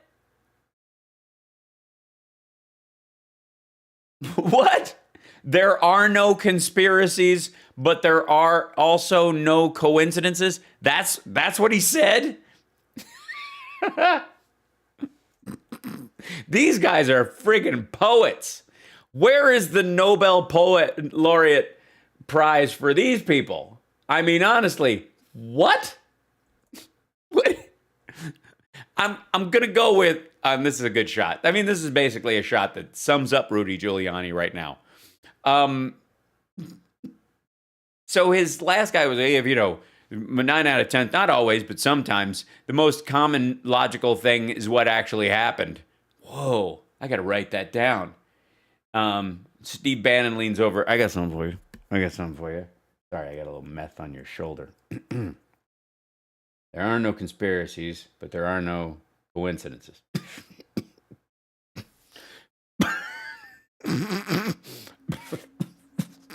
What was that? There are no yeah. Write that down too. What? What is this? This is the president's lawyer putting out, obviously in the middle of like multiple court cases, any decent legal team that was ice skating uphill wouldn't be putting this shit out. Or I'll give you another quote. Oh no, not another one. We are 3 quotes in now? The fuck? I'm sorry. I'm swearing way too much, but I'm just exhausted. Stephen Bannon. Another one. Stephen Bannon says, there are no conspiracies. Oh, it backed up. Right. But there also are no coincidences. What? Why are you making that face? Why do you think that's smart? See what I... That's not a quote. Oh my God. It's the same one from before, I know. I rolled back and didn't notice because I was hitting the wrong button. But for God's sake, man. A bird in the hand is who laughs last. You get me? Which means when you see coincidences, as an investigator, they've got to be investigated darn hard. So let's darn hard. So when you see coincidences, they need to be investigated darn hard. Sidney Powell must be so pissed she got kicked out for this. I mean, honestly. Let's start with the biggest one. Did he one cheek sneak us just now? Fucker. Okay. Okay. Let's start with... Yeah, do that. Fix your watch. Fact. That's somewhere around Wednesday? 11, 12 on November 3rd. 1, 2 on November 4th. Donald J. Trump, the President of the United States, was ahead, and then he fell behind because the mail-in votes came in? As I remember. Well, I don't know that that's got to be our gold standard. As far as you remember, I mean, I know this is just him being cute. Was leading in every state that was then ultimately taken from him. No, he won like 232 electoral votes. There are a lot of states he was ahead in that he kept. What are you talking? You mean swing states? Then say swing states, Rudy. Again, this is why you suck in court. Okay, let's review that in a second. Yeah, let's put that, you know what, put a pin in that idea, and I'll come back to it when hopefully you've forgotten that I just spoke out of my ass. He was leading in Pennsylvania, and I'm going to give you the rough... He was not leading in Pennsylvania. They were not done counting in Pennsylvania. He wasn't leading. It's not a sporting event. You don't score touchdowns. You don't score baskets. You don't score goals. There isn't a point where if no more goals are scored, you just should be the winner. You weren't ahead.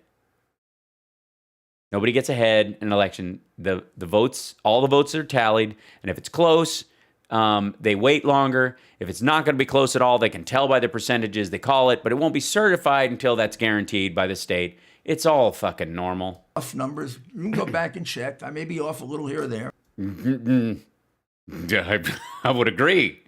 I think that's the truest statement so far. I think this defines Rudy. Pennsylvania, and I'm going to give you the rough numbers. You can go back and check. I may be off a little here or there. Yes, you are. He was leading in Pennsylvania by about 700, 800,000 votes. And there was about 65% of the vote cast, if my recollection serves correctly. It doesn't. That's very, very hard to come back from. No, it isn't. No, it isn't. It's a very heavily populated state. And he wasn't leading by that much compared to the base of the state in that 65%. If it was Idaho and you were that far ahead, you'd be screwed. In prior years, with a fair and unbiased calling of states, Pennsylvania should have been called for him. No. Because in prior years, the 65% of the vote that was coming in would have come in evenly from all districts. And so the rise of the tallying of votes would have been about the same. And you could tell how someone was going to perform in the race by the general votes of the state. Now, when you had heavily Democratic areas, whether their votes, because of the law being changed, could not have their votes counted until after midnight on election night, then then there is an uneven rise in what qualifies as 65% of the state, you see? And how many by volume, that raises that little R. See what I'm saying? All right. Thank you. But that's common sense. That's logic. That's states in which Biden had far less of a lead, and a lot more to go will call for Biden, like Arizona, which was called for him by one network. Everybody else waited. What network called it? Almost before the polls closed, and turned out to be, I think, a state that Trump won. But if you want to look at the numbers now, it's a state that Biden won like that. Like that. Then we go. It's because they knew where the mail-in votes were coming from, and they knew that it would be an insurmountable edge that he had. In Michigan, he was ahead by 300,000 votes in Michigan. He was ahead by 8 to 10 points in Mississippi. No, he wasn't. He was ahead in the counting. He was not ahead in the voting. He was ahead in the counting. Do you understand me? It's common sense. Bloop. All right. Wisconsin. And there they were also at about 65, 70% of the vote cast. Nevada really hadn't meaningfully reported yet, so we'll take them out of it for now. Sure. He was ahead in Georgia and North Carolina by 2.5 points, but they were in the 85 to 90% of the vote cast by that time. I recall being awarded the mayor's race when I ran the second time, and I was ahead by exactly that, 2.5% with 87% of the vote cast. Right. And all of the votes cast were evenly dispersed amongst the electorate because the vast majority of people vote in person and the vast majority of mail-in votes are consistent and easy to spot. I mean, seriously, he just explained Occam's razor to us. This is Occam's razor. You could either believe that there was massive fraud and cheating going on with a coordination between a Venezuelan company and the Democratic Party, but with a candidate who had the least amount of money, but won because of James Clyburn backed him up. And there was, this fight and money and bribes and all this shit. Or you could believe that the way the votes were counted this year was they counted the in-person votes first, and in a lot of places, especially the swing states that were very pivotal and had Republican legislatures, waited to count their mail-in ballots until after midnight or the next morning, and therefore it gave the illusion that Trump was ahead because he was only ahead in the counting. That would be Occam's razor. That would be common sense. That would be the obvious, logical conclusion. Mail-in votes are fraudulent. Trump voted by mail. Kayleigh McEnany voted by mail. Buzz off. So goofy. Like, he's supposed to say common sense. He explained Occam's razor earlier, even poorly. That's a call that usually goes for you. He was ahead in North Carolina by the same margin. They wouldn't call that. Because the mail-in votes hadn't been counted. And they knew that the vast majority of the mail-in votes were coming from areas that were more likely to lean Biden. And that would make it, there were enough votes to make up that gap. There was a very strong possibility. Everybody was up all goddamn night waiting for the batches of mail-in votes to be counted. Occam's razor. That's the most simple explanation. A vast Democratic conspiracy that involved Hugo Chavez does not fall within the purview of the argument that as a matter of fact, in the analogy Rudy made earlier, he's the person on the stand making the nonsensical arguments that you could break down and crap on for the jury. Lay, you rat. What happened? There we go. And what is wrong with your wrist? Is it a bug bite? What happened? Then he was ahead in Virginia. Go ahead. And I don't remember the exact numbers in Virginia, but they wouldn't call that either for him. In fact, I think they had already called that, even though he was ahead much earlier. That's because the vast majority of in-person votes were Republican, and there were a shit ton of mail-in votes and the like coming from the Arlington area, which is very Democratic leaning around Washington, D.C. Oh, my God. For Biden. Now, what are the odds? 1 to 1. that he fell behind in every one of those states. 1-to-1. It's not about odds. That's mechanically what happened. It is logically, clearly, and empirically what happened. He downplayed mail-in voting to his supporters, so the vast majority of mail-in votes were coming in from Democrats. The areas that you're talking about set rules so that the reading of the mail-in ballots wouldn't happen until after the local ballots had been tallied to give Trump the illusion that he'd be ahead. He knew this was going to happen. He was warning about mail-in ballot fraud as a way to distract from this fact and pretend that his lead in the beginning was a legitimate lead. 1-to-1. What kind of hat? What kind of hat would look good on Rudy? I don't know, something from the GIMP collection? 5. I mean, not just 3 of 5. Not just 2 of 5. Not just every single one. Not every single one.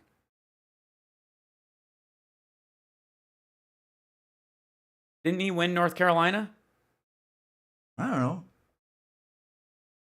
That one's strong. I don't know. Well, that's okay. Case dismissed. Your Honor, yeah. Move to strike. What would you like stricken from the record? No, I just want to hit him in the face. This is ridiculous. Incredulity a bit? No, it doesn't.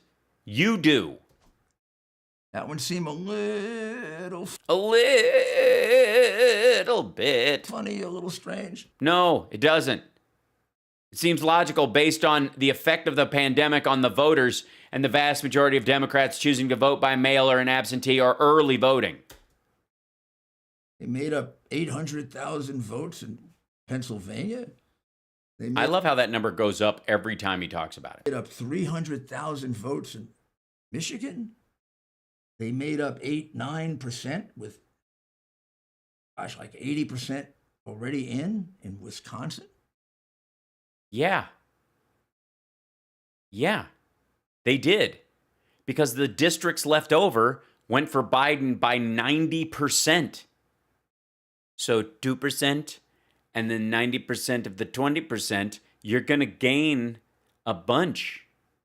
See how that, Jesus.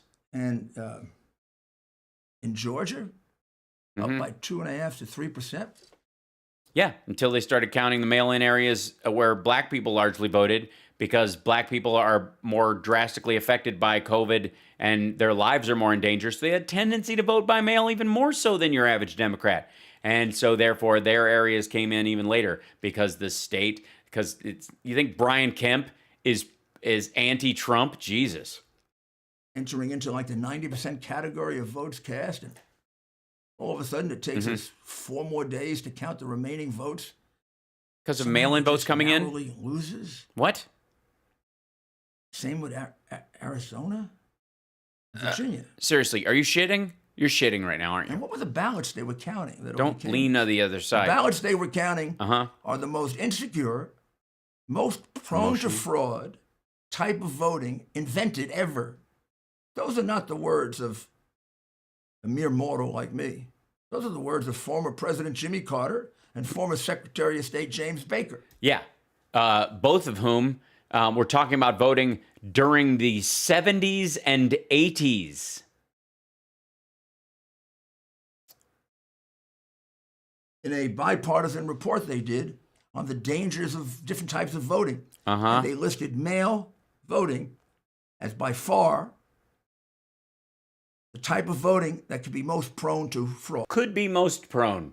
Could be most. Could be most. Could be most prone compared to the others. So if voting in person, if the fraud level is 0.000000014%, then mail-in voting is 0.0000023%. That's what it would mean to be most prone. What? When there is none. And boy, were they proven to be prophets. And so was Justice Souter, who made very much the same point. What? No, they weren't. Because what happened is the following. What happened is... What happened? Tell me about it. Tell me, Rudy. And then let's sell some cigars. Come on, baby.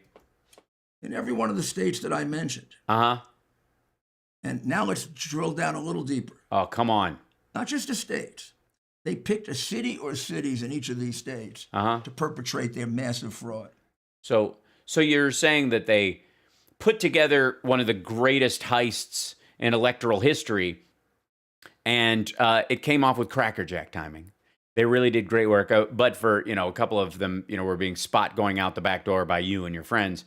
But overall, clearly one of the most capable insurrections by a party out of power in the history of global geopolitics. Is that what we're...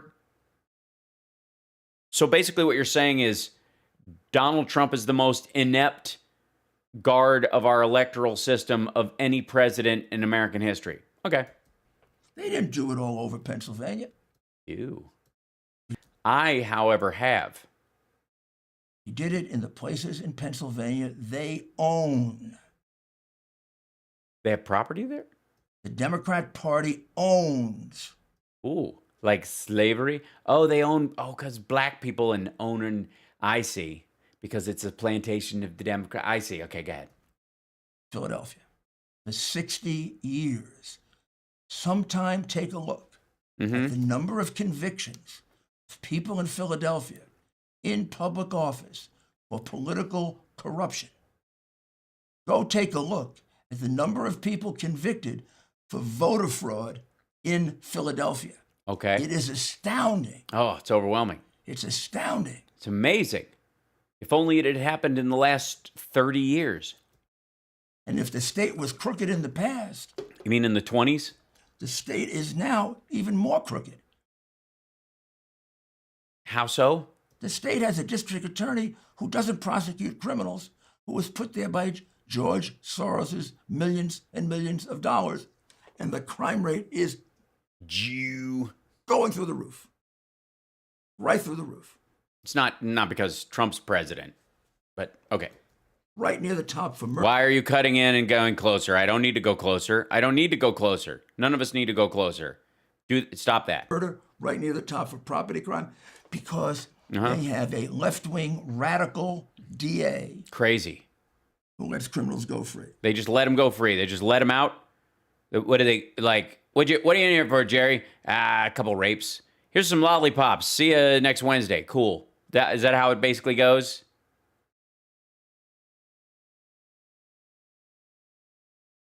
This would be a good opportunity to take a short break. Oh, my God. I couldn't believe we were evicted from... Oh, we're going to home title fraud already? And then everything, and then we'll go back. Okay. Thank you for coming back. No. You don't get to thank me for that. It's a cruel part of my job. It's like a garbage can telling a sanitation engineer, thanks for coming back. Pittsburgh, Pennsylvania. Well, the way I look at it, sure. Philly is professional in voter fraud, like Chicago. They're professionals. Are they not? Pittsburgh's amateur. They steal. They do? They don't steal as much. Yeah, like it's just stealing around the margins. And you're going to see to the numbers. Okay. Basically. Philly part of the state did 2/3 of the thefts. Philly part of the steak, like a Philly's cheesesteak? That sounds delicious, sort of. I don't know. I've never really liked those, but I've always, everyone, hope springs eternal. What do the thefts entail? What are they? And I'm going to do it once because it pertains to all of them. Okay. Locking out Republican inspectors so that none of the mail ballots. And Africa right now. And I see feel the thing is coming and do the coming. Here we go. And only do it once because angels are coming. Angels are coming. And angels right now. Angel right now. And Africa. And they're flying in. And victory. And the victory dance and victory. And victory dancer and victory. The ballots that Souter warned us against. How long does he do? Got to see any one of those ballots, even though it is a time-honored tradition and the law in every state until several days right ago, now. That they have to be inspected. That was fucking nuts. I thought he was going to stop a lot sooner.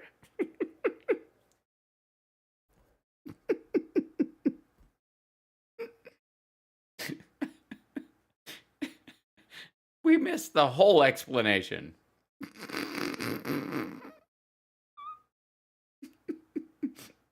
Hercules.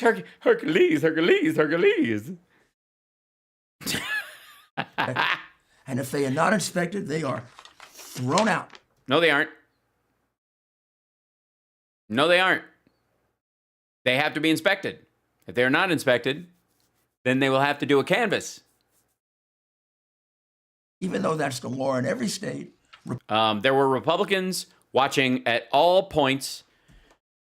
Your problem was you sent your asshole poll watchers to the place where the ballots are counted, not where the signatures are verified. Republicans were pushed aside, knocked aside, put in corrals, hit, harassed. Well, okay, I'm with you so far. And threatened. Really? Were they hit and put in corrals before they were threatened, or were they threatened and that's how you got them in the corrals, and then and they were like, I don't really believe your threats, and you're like, psh. Were they really? Where's the assault charge? I mean, beyond the voter fraud stuff that you're supposedly floating, where are these? Where are these? I was pushed by an election worker. Where is that? Where's the lawsuit? And threatened with arrest. Oh. Well, then clearly the person threatening them believed they were engaged in behavior that they could be arrested for. By sheriffs who sold their soul to the Democrat political machine.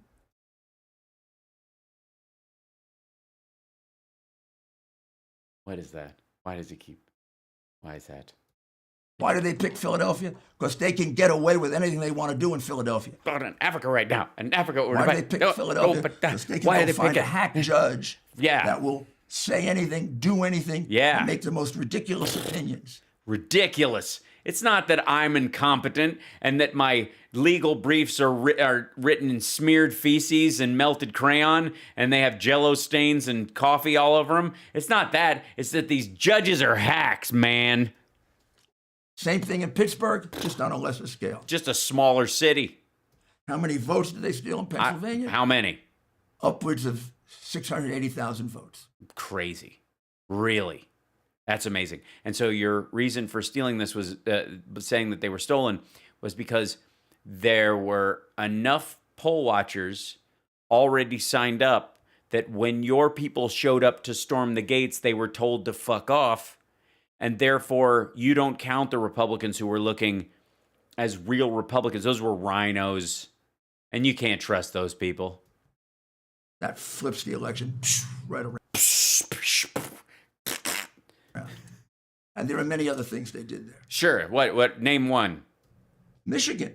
No, so you don't say there's a bunch of shit they did. They also did a bunch of other shit. I mean, it's all criminal. Trust me. Michigan. The same thing in Michigan. Corralled Republican inspectors, pushed them around, pushed them out. Yeah. Made sure they were all gone when the delivery of 100,000 votes came in. And you know this because, according to the affidavit you read on a couple of episodes ago, one of your poll watchers was there and witnessed that coming in. So clearly they didn't get rid of all the Republicans that were there.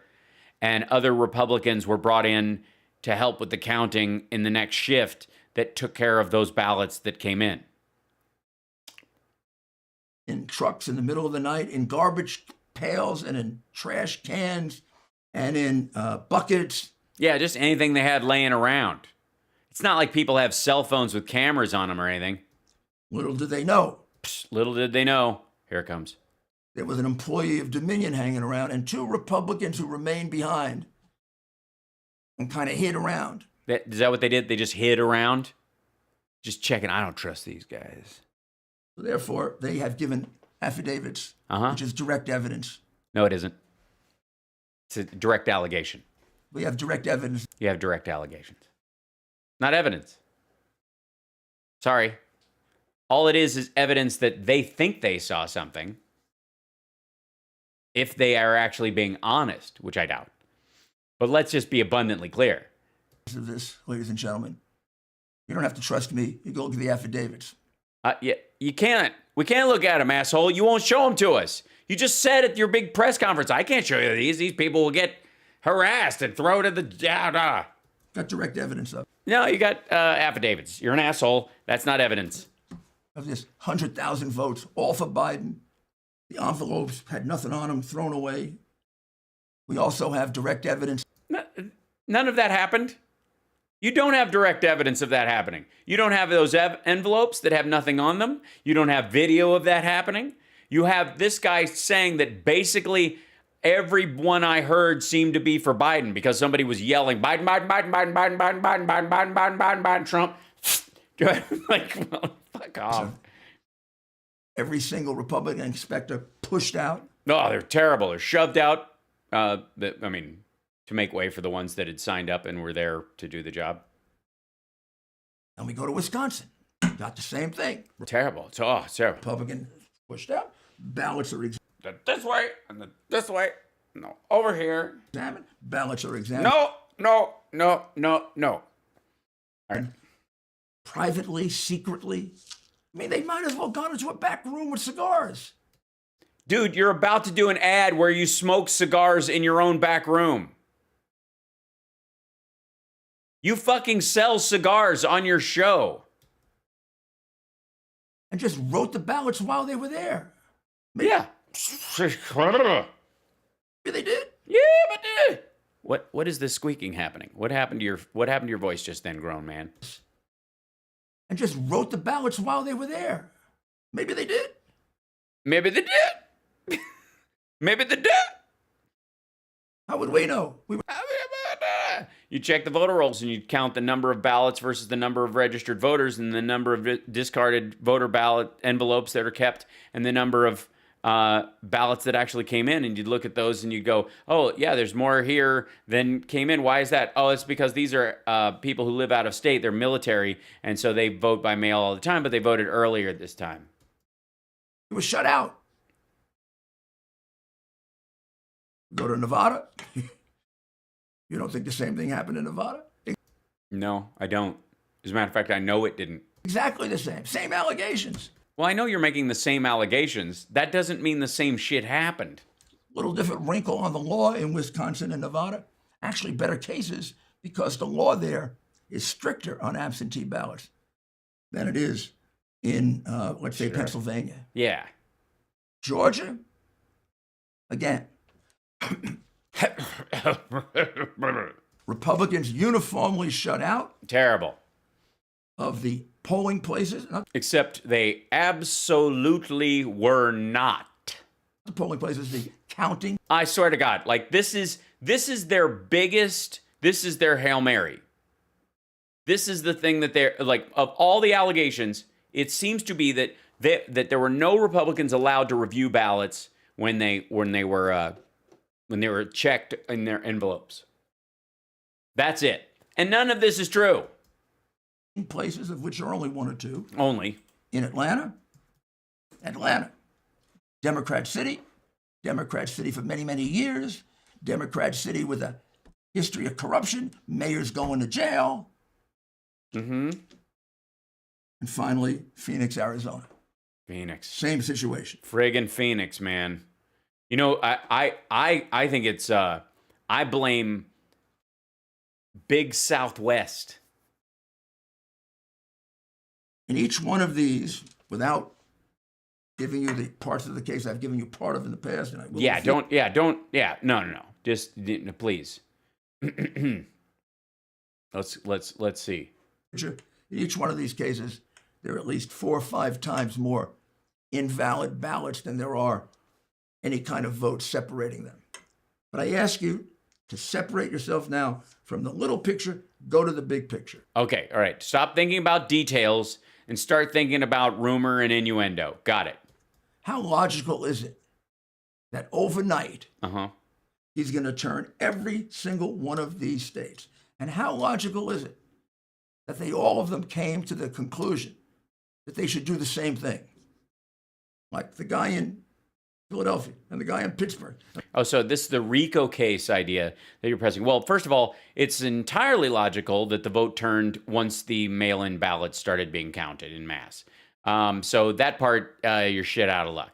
The idea that that you're trying to align with that and have a parallel track of as if they were related. So correlation without causation is the idea that your Republican poll watchers were shoved out of the viewing areas and that kind of stuff. When in fact, in all of these areas, there were Republicans and Democrats watching the entire process. Even during shift changes, they were all hanging around. It was the same volume of people. And your people came late and insisted on being there to mob over people's shoulders and just yell shit and discount ballots, and they were asked to fuck off. And the guy in Detroit, and the woman in Wisconsin, and the woman in Las Vegas. It's all. I would argue that this is an equal argument for how coincidental do you think it is that Republican operatives stormed all these crucial places and attempted to barge in on the counting and verification process and insert themselves into the process, supersede it? Same argument. If you're saying all these states decided to push people out, the same argument is, why did you send more people than were necessary to just shout people down while they were trying to count ballots? And the woman in Atlanta, Georgia, and the woman they all decided to put Republicans in corrals? Corrals? Do we have a picture of the corrals? Honestly. At least the FEMA camp people had, shots of bulldozers and soldiers. Something. Like their horses? Oh, like their horses. So did they have feed bags and a trough for water? That's lovely. Sheep? Oh, horses and sheep. I see. I mean, we should go look and see who had the corral contract for the Democrat Party. Okay, first of all, I don't know what the fuck is happening with his voice when he gets excited. I don't know what that is. Listen. I mean, we should go look and see who had the corral contract for the Democrat Party. Yeah. Who had the corral contract? Get out of here, you moron. Bonk. Fucking talks like a Three Stooge. I don't know why. Like one single idea, sure, carried out in 1, 2, 3, 4, 5, 6 states, also done in New Mexico and Virginia. Seems like you guys sent operatives and activists and weirdos who went to Trump's rallies to storm these places. Has to have been a plan of Biden and the Democrat committee. Or it has to be a plan of Trump and you and the RNC to storm these places and interrupt the vote counting process. So they're going to say they would. To stop it before they started counting the mail-in ballots. Occam's razor, judging by your behaviors and your attitude towards mail-in ballots, that seems like the logical conclusion you would come to. It's more often than not the common sense or logical version of events, or whatever the fuck that quote was. Wouldn't cheat? I don't know. Guy who cheats in law school would cheat in the presidential election? What do you think? Guy who takes millions for his family from communist China. Except he doesn't. Could cheat in the presidential election. We're not talking about a man with an... Oh, we're talking about Trump. I'm sorry. I thought you were making accusations about Biden. Character for honesty. And Trump is? Far from it. Far from it. Far from that. Oh, we've already switched. He switched his glasses, so we're going to another break. For honesty. Watch this. Cut. Far from it. Far from it. We've got a little more to cover, and I think you're going to find it very interesting. I don't know that that's true. I have to be honest, folks. I'm guessing. I'm gonna go out on a limb and say this is a bunch of shit. And it's going to continue to be a bunch of shit after these messages. After these messages, we'll be right back. Come right back. Did I tell you, son of a bitch? If you want a good cigar, go to a good cigar shop. Yeah. You want the best, go to Famous Smoke Shop. Let Famous Smoke deliver your favorite cigars. This asshole just made fun of smoke-filled rooms. He just made a point, like, you might as well do this in a smoke-filled room. Dude is fucking doing an ad for his show from a smoke-filled room. What? Yeah, and just when you thought he couldn't smell worse.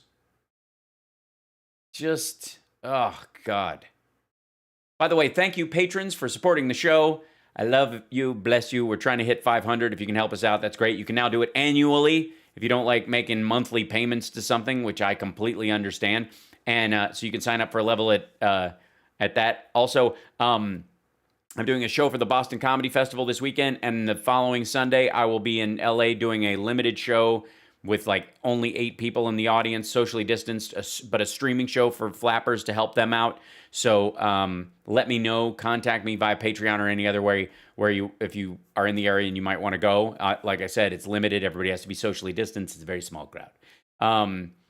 Yeah, his hair is changing color. It changes with the ads. We know this. This is part of it. That said, also, since he can run his fucking ads, I can run my fucking ads. Thank you for the bits and the cheers and the support on Twitch. Thank you for subscribing. If you're an Amazon Prime subscriber, you can subscribe on Twitch every month for free. It doesn't cost you a dime. So subscribe. If you got Amazon Prime, it doesn't cost you a dime. There you go. Now I'll hawk your fucking dog rockets, Rudy. Right to your doorstep. No, you keep away from my doorstep. The only way those things would show up at my doorstep is in a lit bag, and I'd stomp it out and get shit on my shoe. At America's lowest prices. That it's I believe. The largest experience in the cigar. Shut up. For your next. These slow motion shots of him smoking are fucking gross. Cigar brands. Or 30. Go. Oh, what? I'm done. Thank you very much for coming back. You're very welcome. I'm so glad to be here. You are the president's lawyer. I can't fucking believe this is real. Good night, Ray. Be well. Go ahead. Now, what are the other? Why are your glasses back on? What the fuck? You couldn't do your ad? Look at this. Glasses on, glasses off, for coming back. And then whack. What are the other? How did they do that? It's like a friggin' magic trick. Logical things to tell you this happened. Tell you this happened. In the city of Pittsburgh. Pick just one now. I just pick one, whatever. Thank you for the stars on Padalin. Pittsburgh. Uh-huh. There are 17,000 so far. Provisional ballots. Okay. Let me tell you what a provisional ballot is. Yeah, tell us what a provisional ballot is, and then I'll explain it for all the humans who are listening. Provisional ballot is a ballot where mostly. Not always. Not always, but mostly this is how it happens. We've heard this. I have a feeling we've heard this description before, kids. You walk in and you say, I'm Rudy Giuliani. I'm here to vote. I've never said that once. Mr. Giuliani, you've already voted.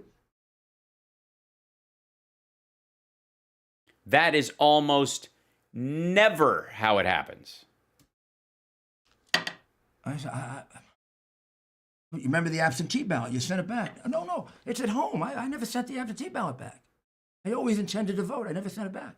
This whole story. So there's another floating absentee ballot that was magically there that someone sent it in. What? I'm sorry, Mr. Giuliani. You're right here. It's checked off. You can't. You can't argue with facts. On my paper, it says it happened. You voted. No, I didn't do that. Stop yelling at me. I'm just working here. I'm a poll worker. I'm trying my best. You voted from home and you're just old and forgot. So rather than have a big fight over it, you get... I don't want to have a big fight. I don't want to have a big fight over it, okay? Let me give you another provisional ballot. You can vote. And if your other vote shows up, and we'll count that. And if it doesn't show up, I don't like it. Which almost never counted. Because they never resolve it. Never have the time to resolve it. Okay.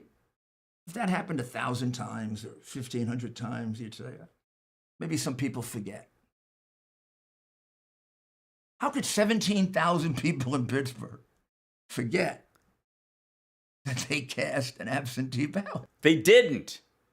You made up this whole bullshit idea in your head. Aw, thanks, Connie. Seriously. You made this whole thing up. Notice how he created a false premise and then supported his own conclusion with a false premise. This is why he got laughed out of fucking court. 17,000 people did not come in and go, I'd like to vote, please. Who are you? I'm Rudy Giuliani. I'm sorry, we have a mail-in ballot from you already, Mr. Giuliani. Excuse me. I would like to vote twice then. Most of the people who vote provisionally either had a change of address that didn't show up, or they show up to where they think their polling place is and it's not right, but they were told it was the right place and there's some sort of muck up. So they can choose to try and remedy by going someplace else, go to the other polling place, or they can go to the county clerk's office or whatever and try to vote that way if there's not a huge line on election day. Or they can vote provisionally there and it will be counted later. And they wait to count it after they clear it. That's it. That's the vast majority of how this shit happens.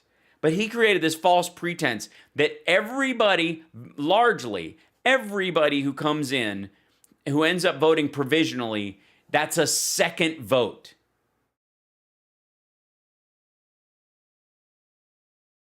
I don't have the numbers yet for the other places. They're higher. You're talking out of your ass. I don't know why you think this is a big win. It's true in every one of these places. No, it isn't. You're just making shit up.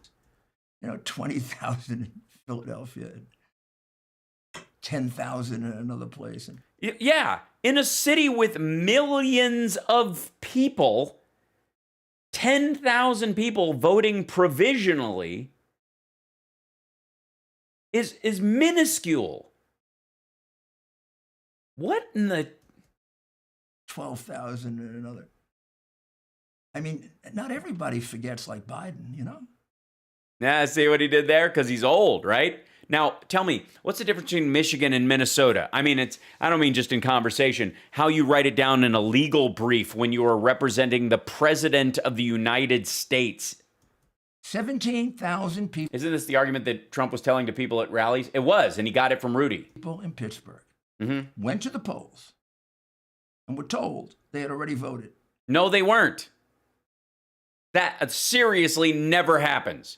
If you show up and they go, yeah, we got you, you got an absentee ballot, we mailed it to you, and you're like, I filled it out, but when I got it, but I was worried. I looked on the app that says when it's supposed to be received, and it wasn't showing up on the app, so I came to vote in person because I want my vote to count. I'm really invested in this election. And they go, it's on my list. It says right here you voted there, that it arrived or whatever. And you go, oh, good. Well, you got it. Okay. Well, I thought it wasn't there. I'll check again later or whatever. Maybe it just didn't update. Thanks. And you leave.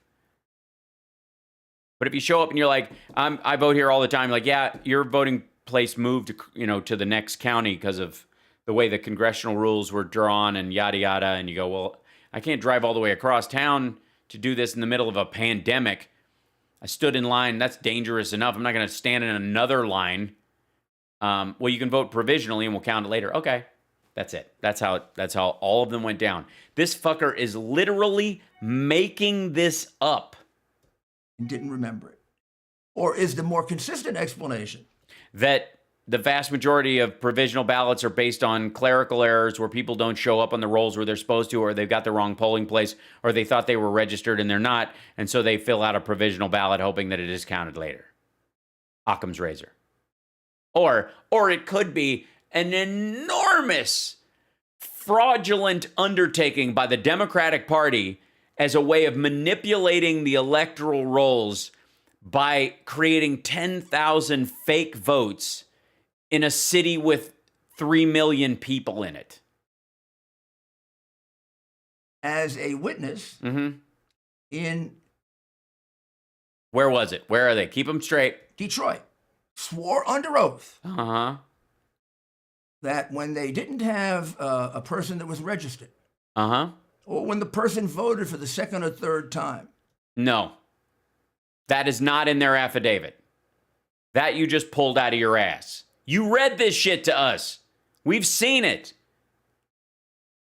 Nobody fucking walks into a polling place and they go, oh, you've already voted 3 times. We can't let you have a ballot. Please? Okay. What do you mean? How would you even know that somebody had voted 2 or 3 times?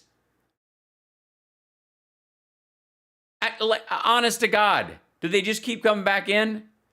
Or is it that your Republican poll watcher in Detroit can't tell black people apart? Is this what we're doing now? Is that what are we into the to Rudy Giuliani and his ilk everybody looks alike zone? Is that what's fucking happening? They just assigned it to anybody they had to very quickly. What? They just, yeah. Charlie, we need you to vote again. Yeah, come on over here, baby. Here, take this ballot. Yeah. She came in, but she's already voted 3 times. You've only voted twice. So take this ballot and go over there. Your name is, let me see, who's already voted by mail. Lester Jenkins. You're Lester Jenkins. You go vote as Lester Jenkins. Then that we have a maximum. Everybody gets to vote 3 times in this county. What the fuck are you talking about? And therefore, there were a lot of these people. A lot. Whose identities had been used to cover the illegal voters. Maybe an illegal alien. Maybe a person voting for the 3rd time. Based on what? Or maybe that person voted. Common sense. The uncommon part would be that you had some sort of massive operation going on with Republicans in the room and Republican poll watchers that were literally watching people who are apparently moles in the election in Wayne County, who saw people voting 3-4 times. Never caught it on video, never talked to one, but whatever. Maybe a person from out of state. Thanks, artist. So they voted and put. Yeah, maybe they're out of state. Like somebody serving in the fucking military. I see you, and when you went in, you were told you had voted already. Huh? Maybe that happened. Maybe that happened. 15,000, by the way, is growing. No, it isn't. No, it isn't. They know how many provisional ballots there are. Fucking hell. And as we go through these cases, in every single one of them, we're going to have a very, very large number of those ballots, of those provisional ballots. And then let me give you one last one for you to think about and understand as we go through this process. Okay, cool. Go for it. Which is laborious and is going to take some time. Oh, God. But it is sure necessary. Okay, this is it. Sell it to me, Rudy. What is it? Give me the big news. Save our democracy. Save our democracy, Rudy. It's up to you. And that is what we call overvote. This is probably the most telling of all. Okay, the overvote. Explain the overvote to us, Rudy. I'll focus on one city where I have a complete and thorough report. Sure. I have much sketchier reports for other cities. But sure. Well, yeah, granted. Next week, I'll have them all. Yeah, I mean. In the city of Detroit. Okay, in Detroit. 40% black, whereas the national average, black people are 12% of the populace. But in Detroit, they're 40% of the populace. So, go ahead. About 2/3 of the precincts in the city. Their vote doesn't compute, which is why the 2 Republicans didn't vote to certify. And they don't compute. And correctly, it hasn't been certified. Yes, yeah. And by the way, since he watched, this has been certified. I think it was like 79%. The vote doesn't compute. And what that 79% of the vote doesn't compute. Mostly means is more people voted than people who are registered in the district. What? So let's say there are 5,000 people registered in a district. How could 8,000 people vote in that district? Same day registration. And wouldn't those 3,000 additional votes be illegal? No, because they might be registered in the area, but they were sent to a vote in a corresponding precinct because of COVID, or they mailed in their stuff and the district had changed. So technically their mail-in votes are arriving at a different station than they were last time. I mean, what you're saying happened did not happen. But in the cases where you're talking about the overvote, the registered voters versus the number of people who voted, same-day registration. Of course they are. And why does it happen? Because people were really invested in this election in a way that they weren't before, and they showed up. Now, let me tell you what the numbers are. They're actually worse than that. Okay, all right, sorry. I was going on the old numbers. I was going on the numbers you gave me. That was my fault. Go ahead. The numbers range from about 125% to 350%. Correct. Okay, so 125 to 350% Of what? What that means simply is that 3.5 times more voters voted than are registered in the district. Because they chose to register on the day? And you're using the number from weeks before? Because you're using a registered voter number from July, and that didn't include the get out the vote and re-register and make sure everybody was registered push that happens before an election. Let me guess. If you went by the number of registered voters who voted in the last election versus the number of registered voters who voted this time, that's where you're actually getting the number. The reason that happens is all through the pre-voting process. The pre-voting process. You mean life? They were constantly assigning phony votes, false votes, like those which ones? 100,000 ballots that came in for Biden. You mean the ones that actually were from actual voters?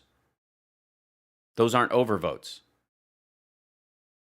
There was no accusation that the 100,000 that came in, and they weren't all for Biden, by the way, just because your guy was like, all I hear is Biden.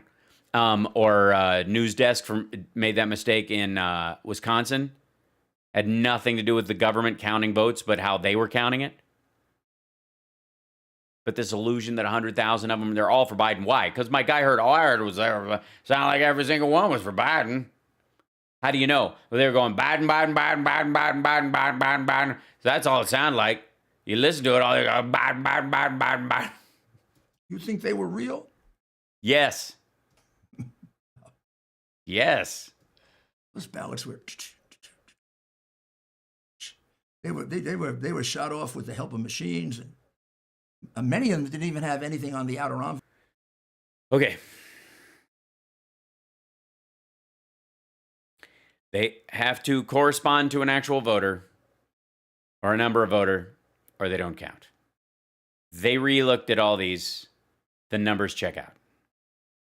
They just wrote up a bunch because they weren't expecting Trump to do so well.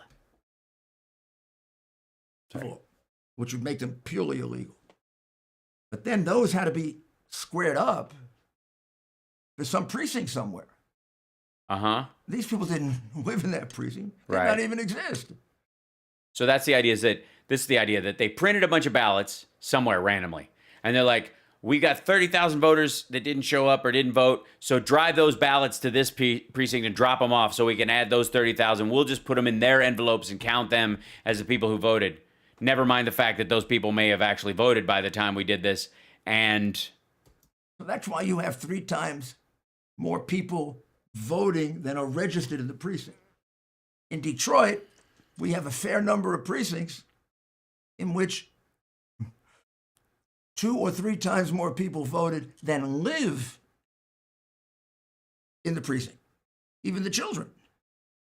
That did not happen. Honest to God. Like, I know they keep saying this one. They have zero evidence of it. It's super weird. They just did a recount in those areas. That would allow you, or any sensible, honest person, to draw the conclusion that somebody was doing massive cheating.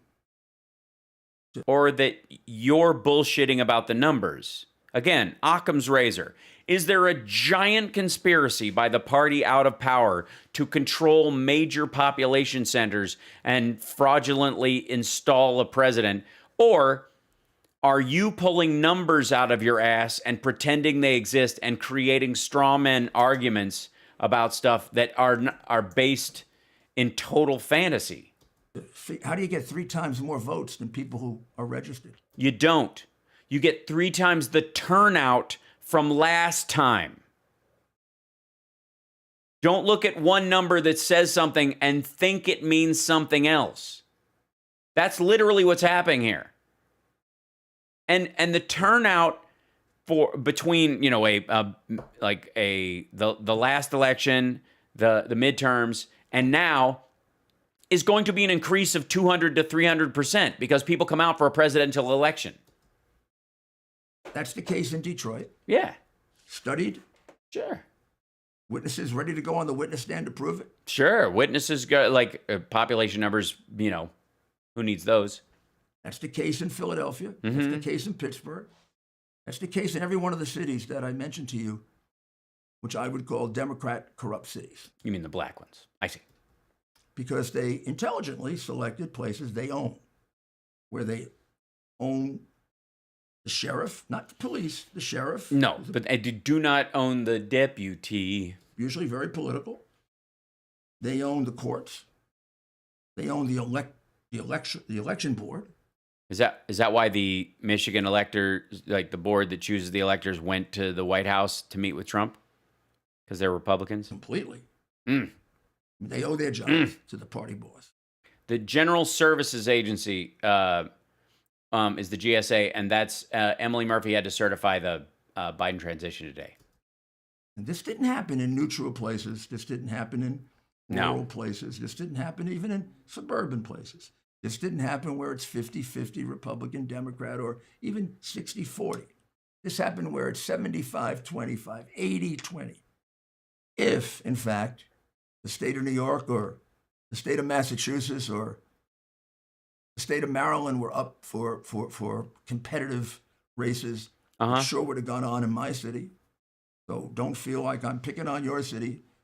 I know about corruption in my city. My first race, I was told I had to win by 50,000 to overcome the Democrat cheating. I was told that by a member of the Liberal Party, not a Republican. Based on what? And I lost by 30,000. Well, that sounds like something you would say after you lost. Second time, I put $1 million into voter integrity and won. So I so you paid off the right people next time. Know about vote fraud. I didn't realize I had to make. It's New York, baby. Got to make some. These are some voter integrity payments. Mr. Giuliani sent me down here to hand out some voter integrity payments. If you know what I'm saying. I think you can guarantee us a win this time, my good friend. Hello, Ireland. Fraud. I know it. I know the techniques, and they used every single one here. And they all got magnified because of the mail-in votes, which were absolutely taken advantage of in a conspiracy of tremendous outreach. And I haven't gotten at all to the whole situation of Dominion. No. And how the votes were counted. Why would you? In 27 different states. Yeah, by the way, they are not ubiquitous in every state. Just because they're used in states does not mean they're used in the whole state. Some states have multiple systems going on. One of the Dominion lawyers was on the other day, and he's like, we're only used in red counties in one state that they're accusing us of, and Trump won those by 52%. A machine built by a company that began and continues to be a company that specializes in voter fraud. So is that in the brochure, or do you have to show up at like their timeshare meeting? Do you want your gutters to be fraudulent? I do. I don't want my grandfather to have to climb a ladder for fraud. That's dangerous. Yes, sir. Yeah. Is that yes, sir? That's how we talk about it. That's how everybody speaks about fraud. In voter fraud. Yes, sir. Yes, ma'am. A company that specializes in voter fraud. Wait, what? The fuck was that sentence? By a company that began and continues to be a company that specializes in voter fraud. Yes, sir. Yes, ma'am. Is he getting a feed in his ear? What the fuck is that?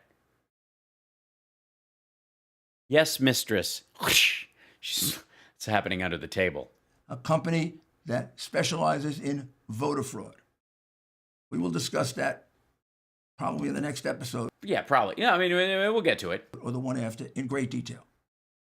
But I'll give you a little bit of a foretaste of it. Ooh, a foretaste.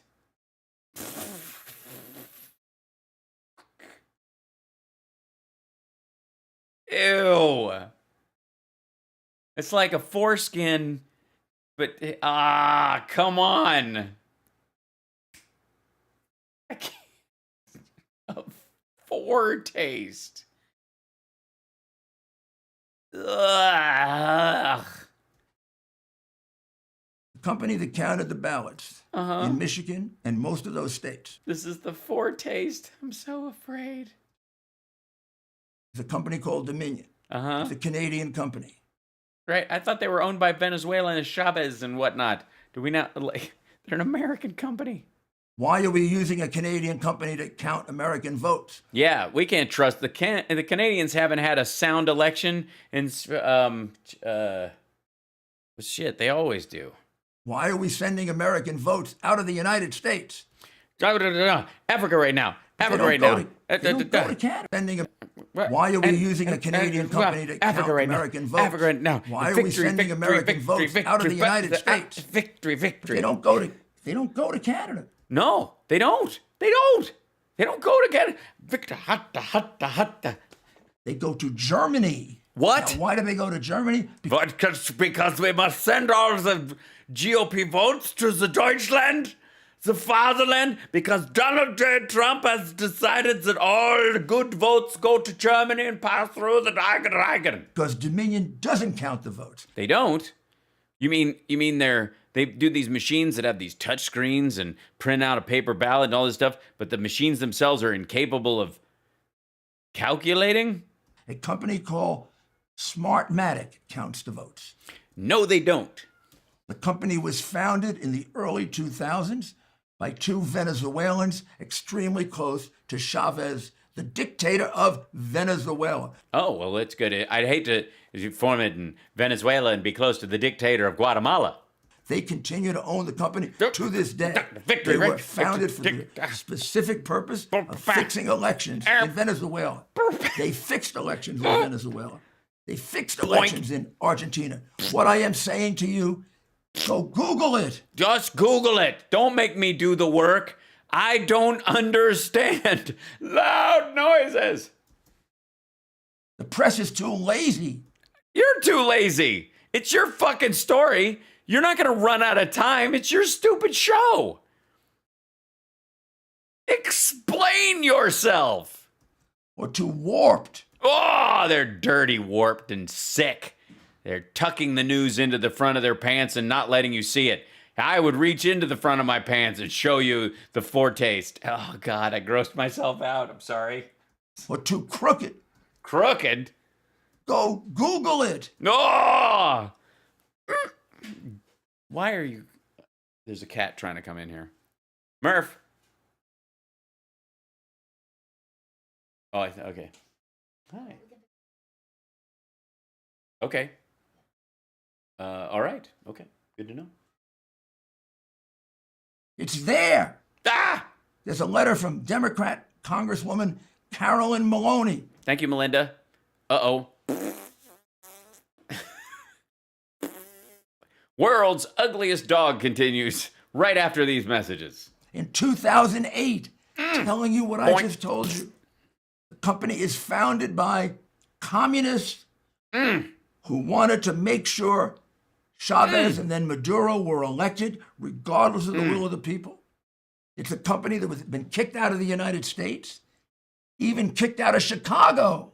Can you believe that? And how did it get back in? How did it got back in as a subcontractor? Came in the back door. Contractor to Dominion. And Dominion never disclosed, I imagine, Smartmatic. Or if they did. What they disclosed was they have no relationship with Smartmatic. It's a wholly different company.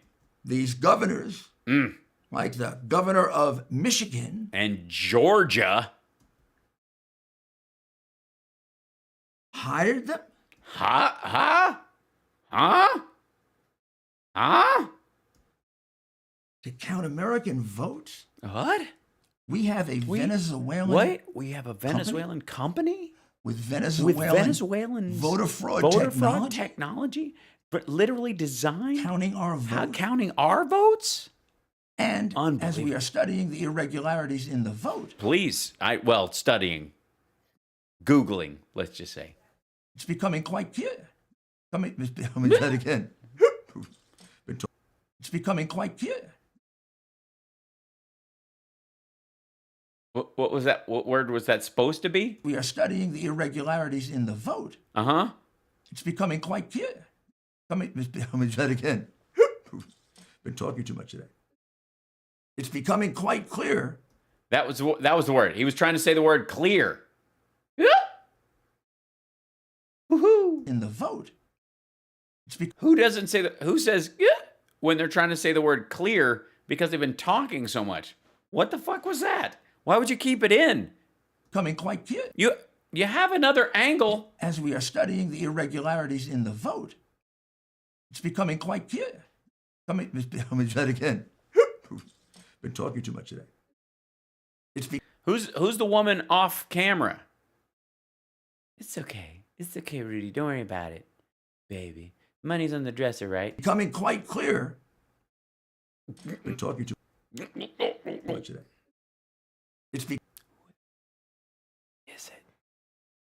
Who is it? Becoming quite clear that they interfered with the vote. But that's a matter for another day. Why? Why is it a matter for another day? So let's conclude on this note. Yeah, let's wrap it up. I mean, we have too much information, too much evidence. I mean, it's really just overwhelming. I don't know if I can handle anymore. I don't know if I can handle any more evidence today, Rudy. I mean, I'm sorry, big picture. I get confused. I can't handle any more big picture today. I mean, evidence. I mean, I can't handle any more. Jesus Christ. If you just analyze this from the point of view of common sense. I have been. And you're not faring very well. It makes common sense. Not so much. That this election was stolen. No, it wasn't. Trump was ahead. No. In the counting of the votes, he was ahead. Not in the actual votes. That seems to be the wall you keep running up against. I'm sorry, I interrupted. Please continue. In every one of these major states, by large margins, particularly large margin, in light of the vote that lied ahead, the number of votes that lied ahead, particularly in Pennsylvania, Wisconsin, and Michigan.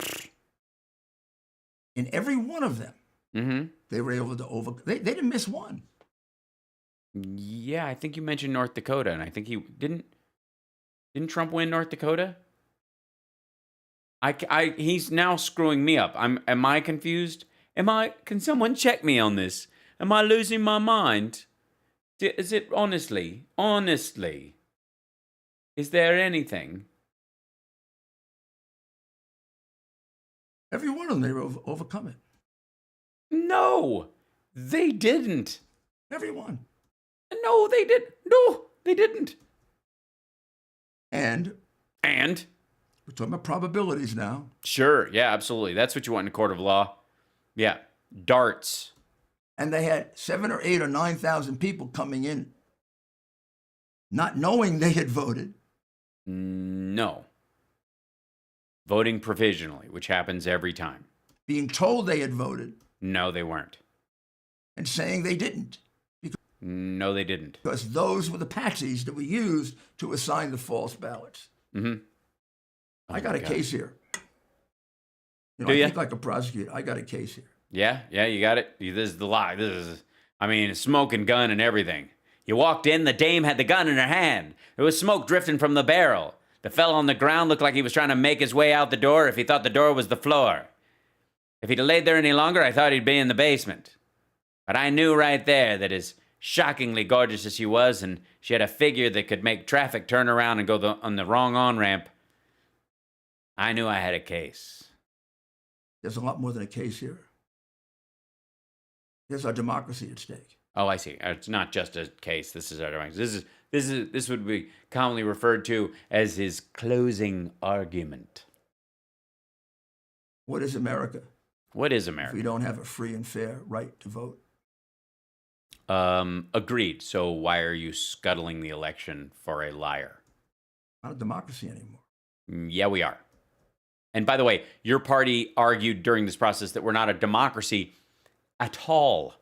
We're a constitutional republic, wherein the electors choose who is indeed the president as representative of the people, but not necessarily an honest representation of the people. So go take it up with your own asshole. These recent Democrats, the new kind, the fresh Democrats, right out, the kind that are hot when you pick them up and you're like, I want to eat it, but it's too hot. Are moving very, very fast towards socialism. Wait, what? These very fast Democrats are moving very, very fast towards socialism by electing Joe Biden?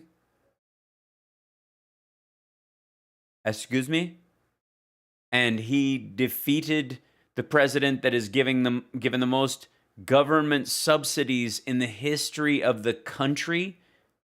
What? Socialism always breeds authoritarianism. Oh, well, so you guys were just backdooring it. You just went straight around. That's the problem. Socialism always breeds authoritarianism, and that's the problem we have with the Democrats. They want to go through socialism first. We would like to go straight to authoritarianism, save some time. You can see it. These are the Daves I know. These are the Daves I know. Shorty, I know that song. That they're giving. Almost the way in which they're enjoying telling you can't have Thanksgiving. And if you don't wear a mask, they're going to wind you up in the firing squad. What? The fuck are you talking about? We're not happy people can't have Thanksgiving. We're trying to make it a point of pride so people don't kill their own relatives just out of like psycho Kool-Aid loyalty to Donald Jim Jones Trump. Firing squad not for wearing a fucking mask? What the fuck is wrong? Treating a mask violation one way, and the district attorney of Philadelphia lets a robber go free. What? What robber? What robber went free? You mean a looter? Is that what he's saying? Is this guy turned looters and people that's his argument? But if you don't wear a mask, you're going to get fined. But if you steal some food during a pandemic when you're broke in the middle okay. One way, and the district attorney of Philadelphia lets a robber go free. But a masked guy, oh boy. You mean an unmasked guy? A guy without a mask? What the fuck? Come on, Rudy, bring it home. You only got a minute and 20 seconds left of this. No, maybe more. 2 minutes left of this turd hunt. Just wrap it up. There's always the emergence of dictatorial attitude. Look out. Rudy's got his dictatorial attitude emerging. In spirit in a communist society. You should always, if your dictatorial attitude ever emerges, tuck it. It's an important thing. In a socialist society. That's a Freudian slip, huh? What? Attitude and spirit in a communist society. In a socialist society. That's a Freudian slip, huh? No, it isn't a Freudian slip. You know what the fuck a Freudian slip is? That's a slip because you don't know the fucking difference between socialism and communism and you fear them both equally. But that's for another day. A Freudian slip is when you tell something about yourself. For example, when Donald Trump says, we're going to, what was it? We are going to assign many pro-crime judges. That's a Freudian slip. When Steve Mnuchin says we're spreading the virus all over the country, when he supposedly means vaccine, that's a Freudian slip. That's when you tell your truth accidentally, dumbass. Attitude and spirit in a communist society, in a socialist society. That's a Freudian slip, huh? No, it isn't. But we're getting there. No, we're not. We're moving toward communism. No, we're not. We're not. We aren't. And first thing they do. What's the first thing they do? Is undermine the right to vote. Oh, is that the first thing they do? So Paul Weyrich was a communist? That's what we're supposed to go with right now? That's the story you're telling us. That now some of my Christians have what I call the goo-goo syndrome. Good government. They want everybody to vote. I don't want everyone to vote. As a matter of fact, our leverage in the election goes up as the voting rolls goes down. I'm going to leave you with a thought. Oh, God. He's going to leave us with a thought. Company that participated in the undermining of the vote, Smartmatic. Not related to Dominion. Something you made up in your own head. Yeah. Which is a Venezuelan company. Uh-huh. Built to cheat for Chavez and Maduro. Okay. The chairman of the board. Chairman of the board. Was a close friend and business partner. Of? His name is? Of George Soros. Let me guess. Lord Malik Brown. Very, very distinguished name. Lord Malik Brown.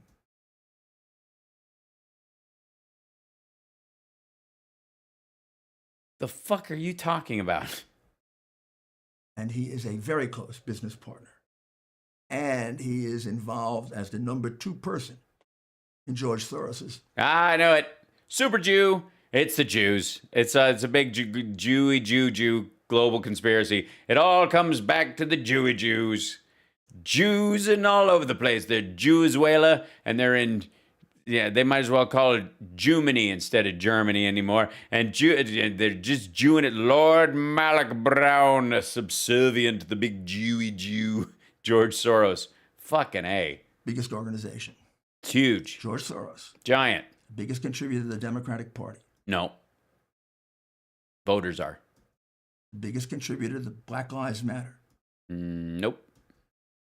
The biggest contributor to Antifa. How do you actually, where do you mail the check? Does owning a bunch of Hot Topics count as supporting Antifa? Because if you sell pre-printed anarchy shirts, I'm just saying, it gives them a one-stop shop for all black clothing. Too many coincidences here, ladies and gentlemen. What coincidences? You have half-ass fantasies that you are hanging like ornaments on a rotten, disposed-of tree and calling it Christmas. What the fuck? Too many. What I'm telling you is exceedingly dangerous. Yes, I agree. What you're saying is exceedingly dangerous. It's a waste of fucking time and it's goofy, but yeah. The survival of our democracy. Mm-hmm.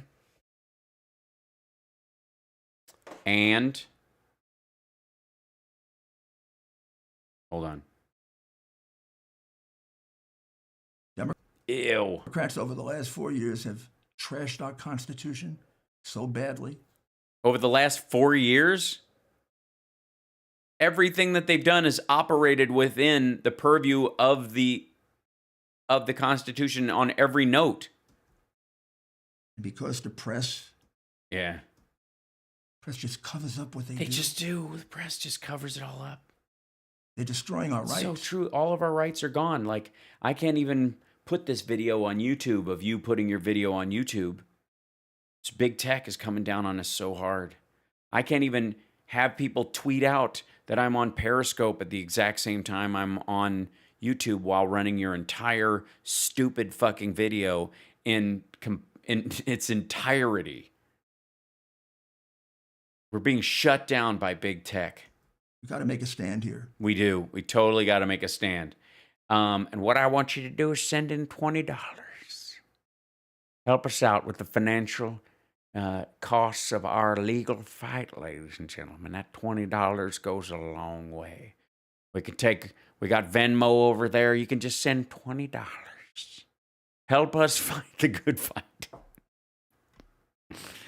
Oh, God. This is, I mean, again, we're seeing Kenneth Copeland bullshit. I don't care how much they intimidate us. They're not trying to intimidate you. They're telling you to fuck off. There's a huge difference. Like, look, you keep telling the truth and we're going to push you out of a window, Russia style. And people going, the fuck is the matter with you? Go away. That's not intimidation. It's too much for his thing. $5. Ladies and gentlemen, just send in your $5. You can right now Venmo, you can PayPal me, paypal.me/Hal Sparks. You can do anything. You can help us out. Help us raise money for our financial needs to fight the good fight, the legal fight that we have to do to save our democracy. I don't care how much they threaten us. They're not threatening you. They're not threatening you. No one's threatening you. Everyone's just telling you to go pound sand because you're an asshole. I don't care if they say we can't get jobs. No, I know you can get the job, but you can't do the job. I am not arguing that with you. I am not arguing that with you. I know he can get the job, but can he do the job? Rudy, I'm not arguing that with you.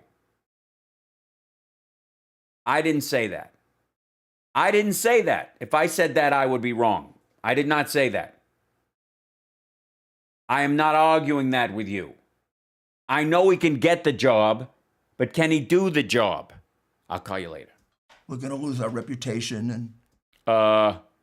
Too late. This is about our country, ladies and gentlemen. It's about the survival of the greatest democracy on earth. And whether or not my shrimp cocktail shows up from room service on time. What they've done to it is outrageous.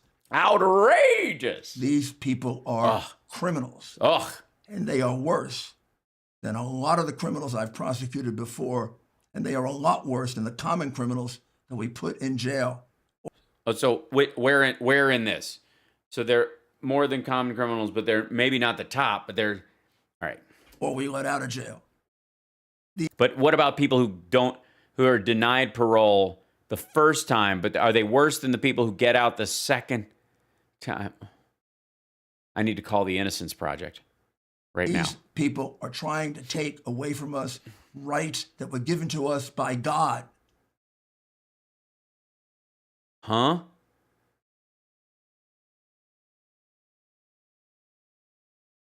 No, they're not. The right to steal an election on behalf of a wannabe dickhead authoritarian is not a right given to you by God. I mean, I know he means voting. I know that's what he means.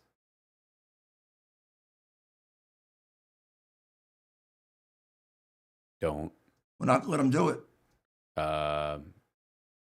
They're not actually doing it. So you can't exactly claim victory when somebody, I stopped him from doing the thing he wasn't actually doing. Yay me. We're going to fight. Mm-hmm. And we're going to fight again. Yeah. And we're going to continue to fight because we have ultimate faith. We're going to fight. We will fight in the presidential suite. We will fight in the lobby. We will fight in the cigar stores. And we will never surrender. That much higher authority is looking over this country. He's guided it forever. The Lord, just send us $20. That's what this is. That's what he's... We have great faith. Do we? We're not going to have our sacred right to vote taken away from us because that's what's at stake here. So stay tuned. All right. Because this battle has just begun. No, it's over, actually. But yeah. And we are going to prevail. No, you're not. Thank you. And go away. God bless you, and God bless America. Really? He's throwing that on the end now? Like he's actually in office? Thank you. God bless America. And we are going to prevail. Thank you. And God bless you, and God bless America. Well, how the fuck does he think he's president right now? Holy God. What a mess. Seriously. And that's the lawyer he kept.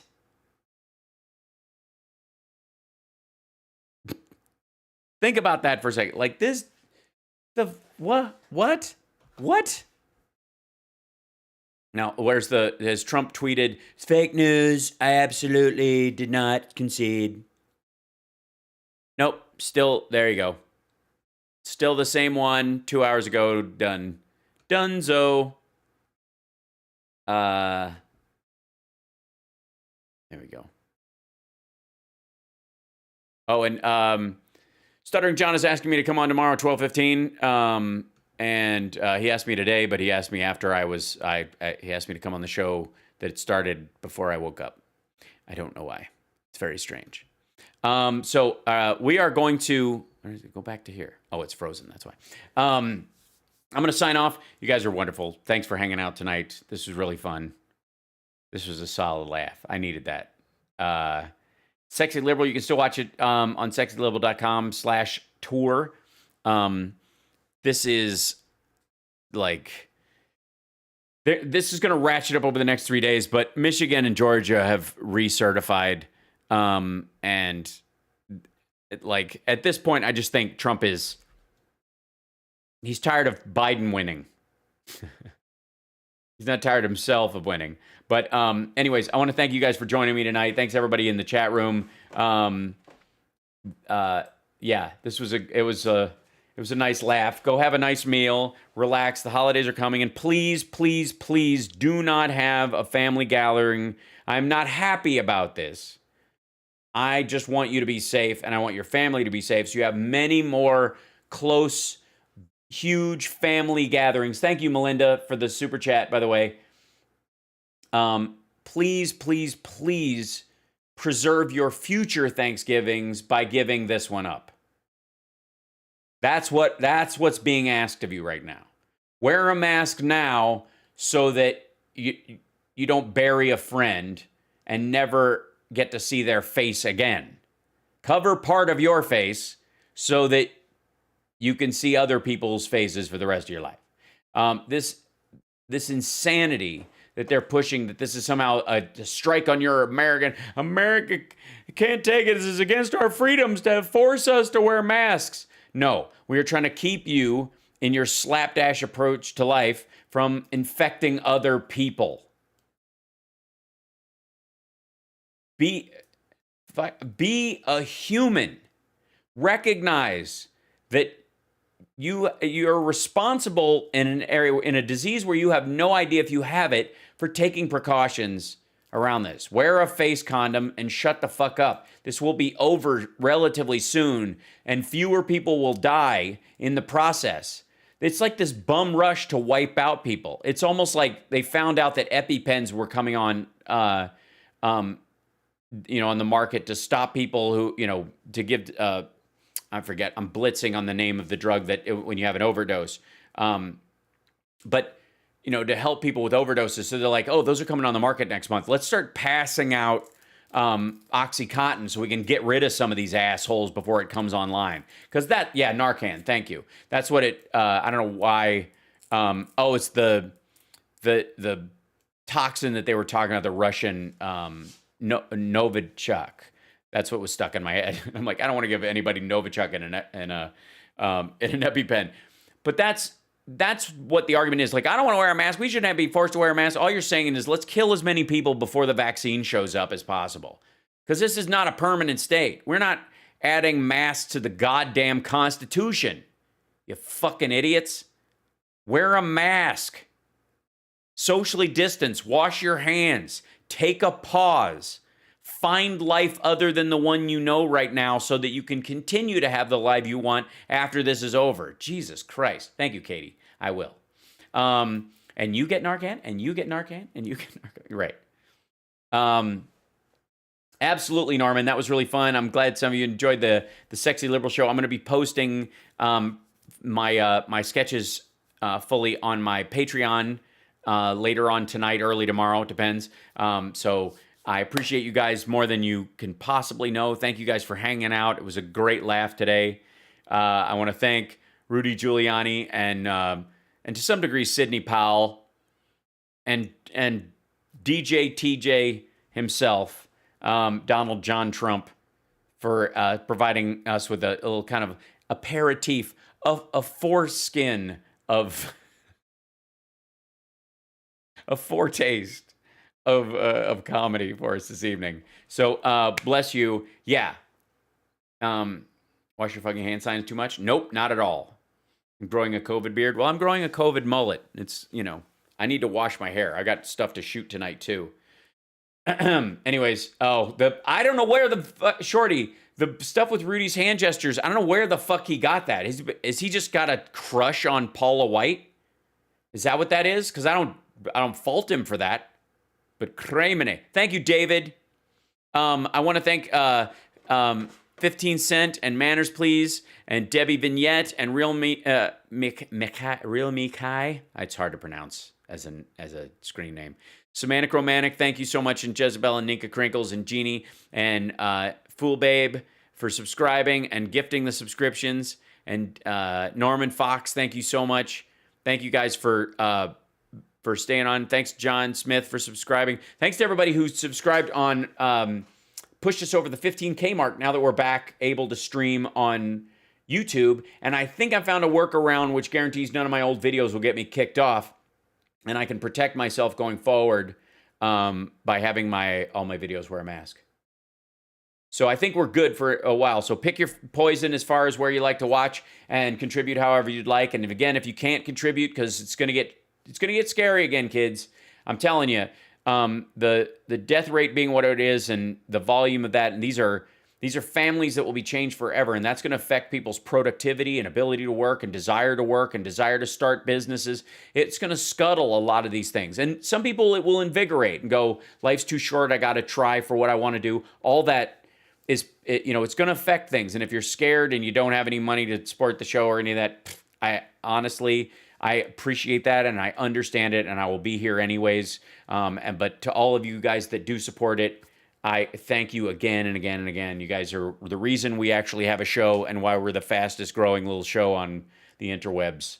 Yeah, it's a good sign. One of these days I'll start getting my clips up regularly, and then we'll really see some growth. And then there you go. So take care of yourselves and take care of somebody else, and I will see you in a little bit. Oh wait, I don't have, let's see. Do I put this? Yeah. I think I figured it out. Here we go. All right, I'll sign off now. Thank you guys, and thank you for the. I don't want to miss anybody. For Mary for the Venmo, thank you so much. I appreciate that. Thank you guys for the Venmo. You just point your phone at that thing, and it'll take you to my Venmo, and you can gift the channel that way, whatever you want. Anyways, all right, there we go. That's it. Rudy does 3 commercials a thing, and I can barely get myself to do 2. I don't even know how to. Just going to work for free the rest of my life. That's what's going to happen, isn't it? I'm just going to be like the end of The Jerk, just banging pans together. All right. Anyways, bless you guys. Take care of yourselves. I'm going to put the music on and see if I can find a way to add it to the end of the show. I think I can. Hold on one second. Media source. Putting this on. Add a source. Throw the theme. There it goes. And I think that should do it. Should start. Did it play? No. Maybe I have to go, hold on. Maybe I have to go back and then it has to start again. So hi, I'm back. And then I'll start leaving. And that will make it work. Hey, it worked. Ta-da. Dance out, folks. And I'll see you later on. Have a great night.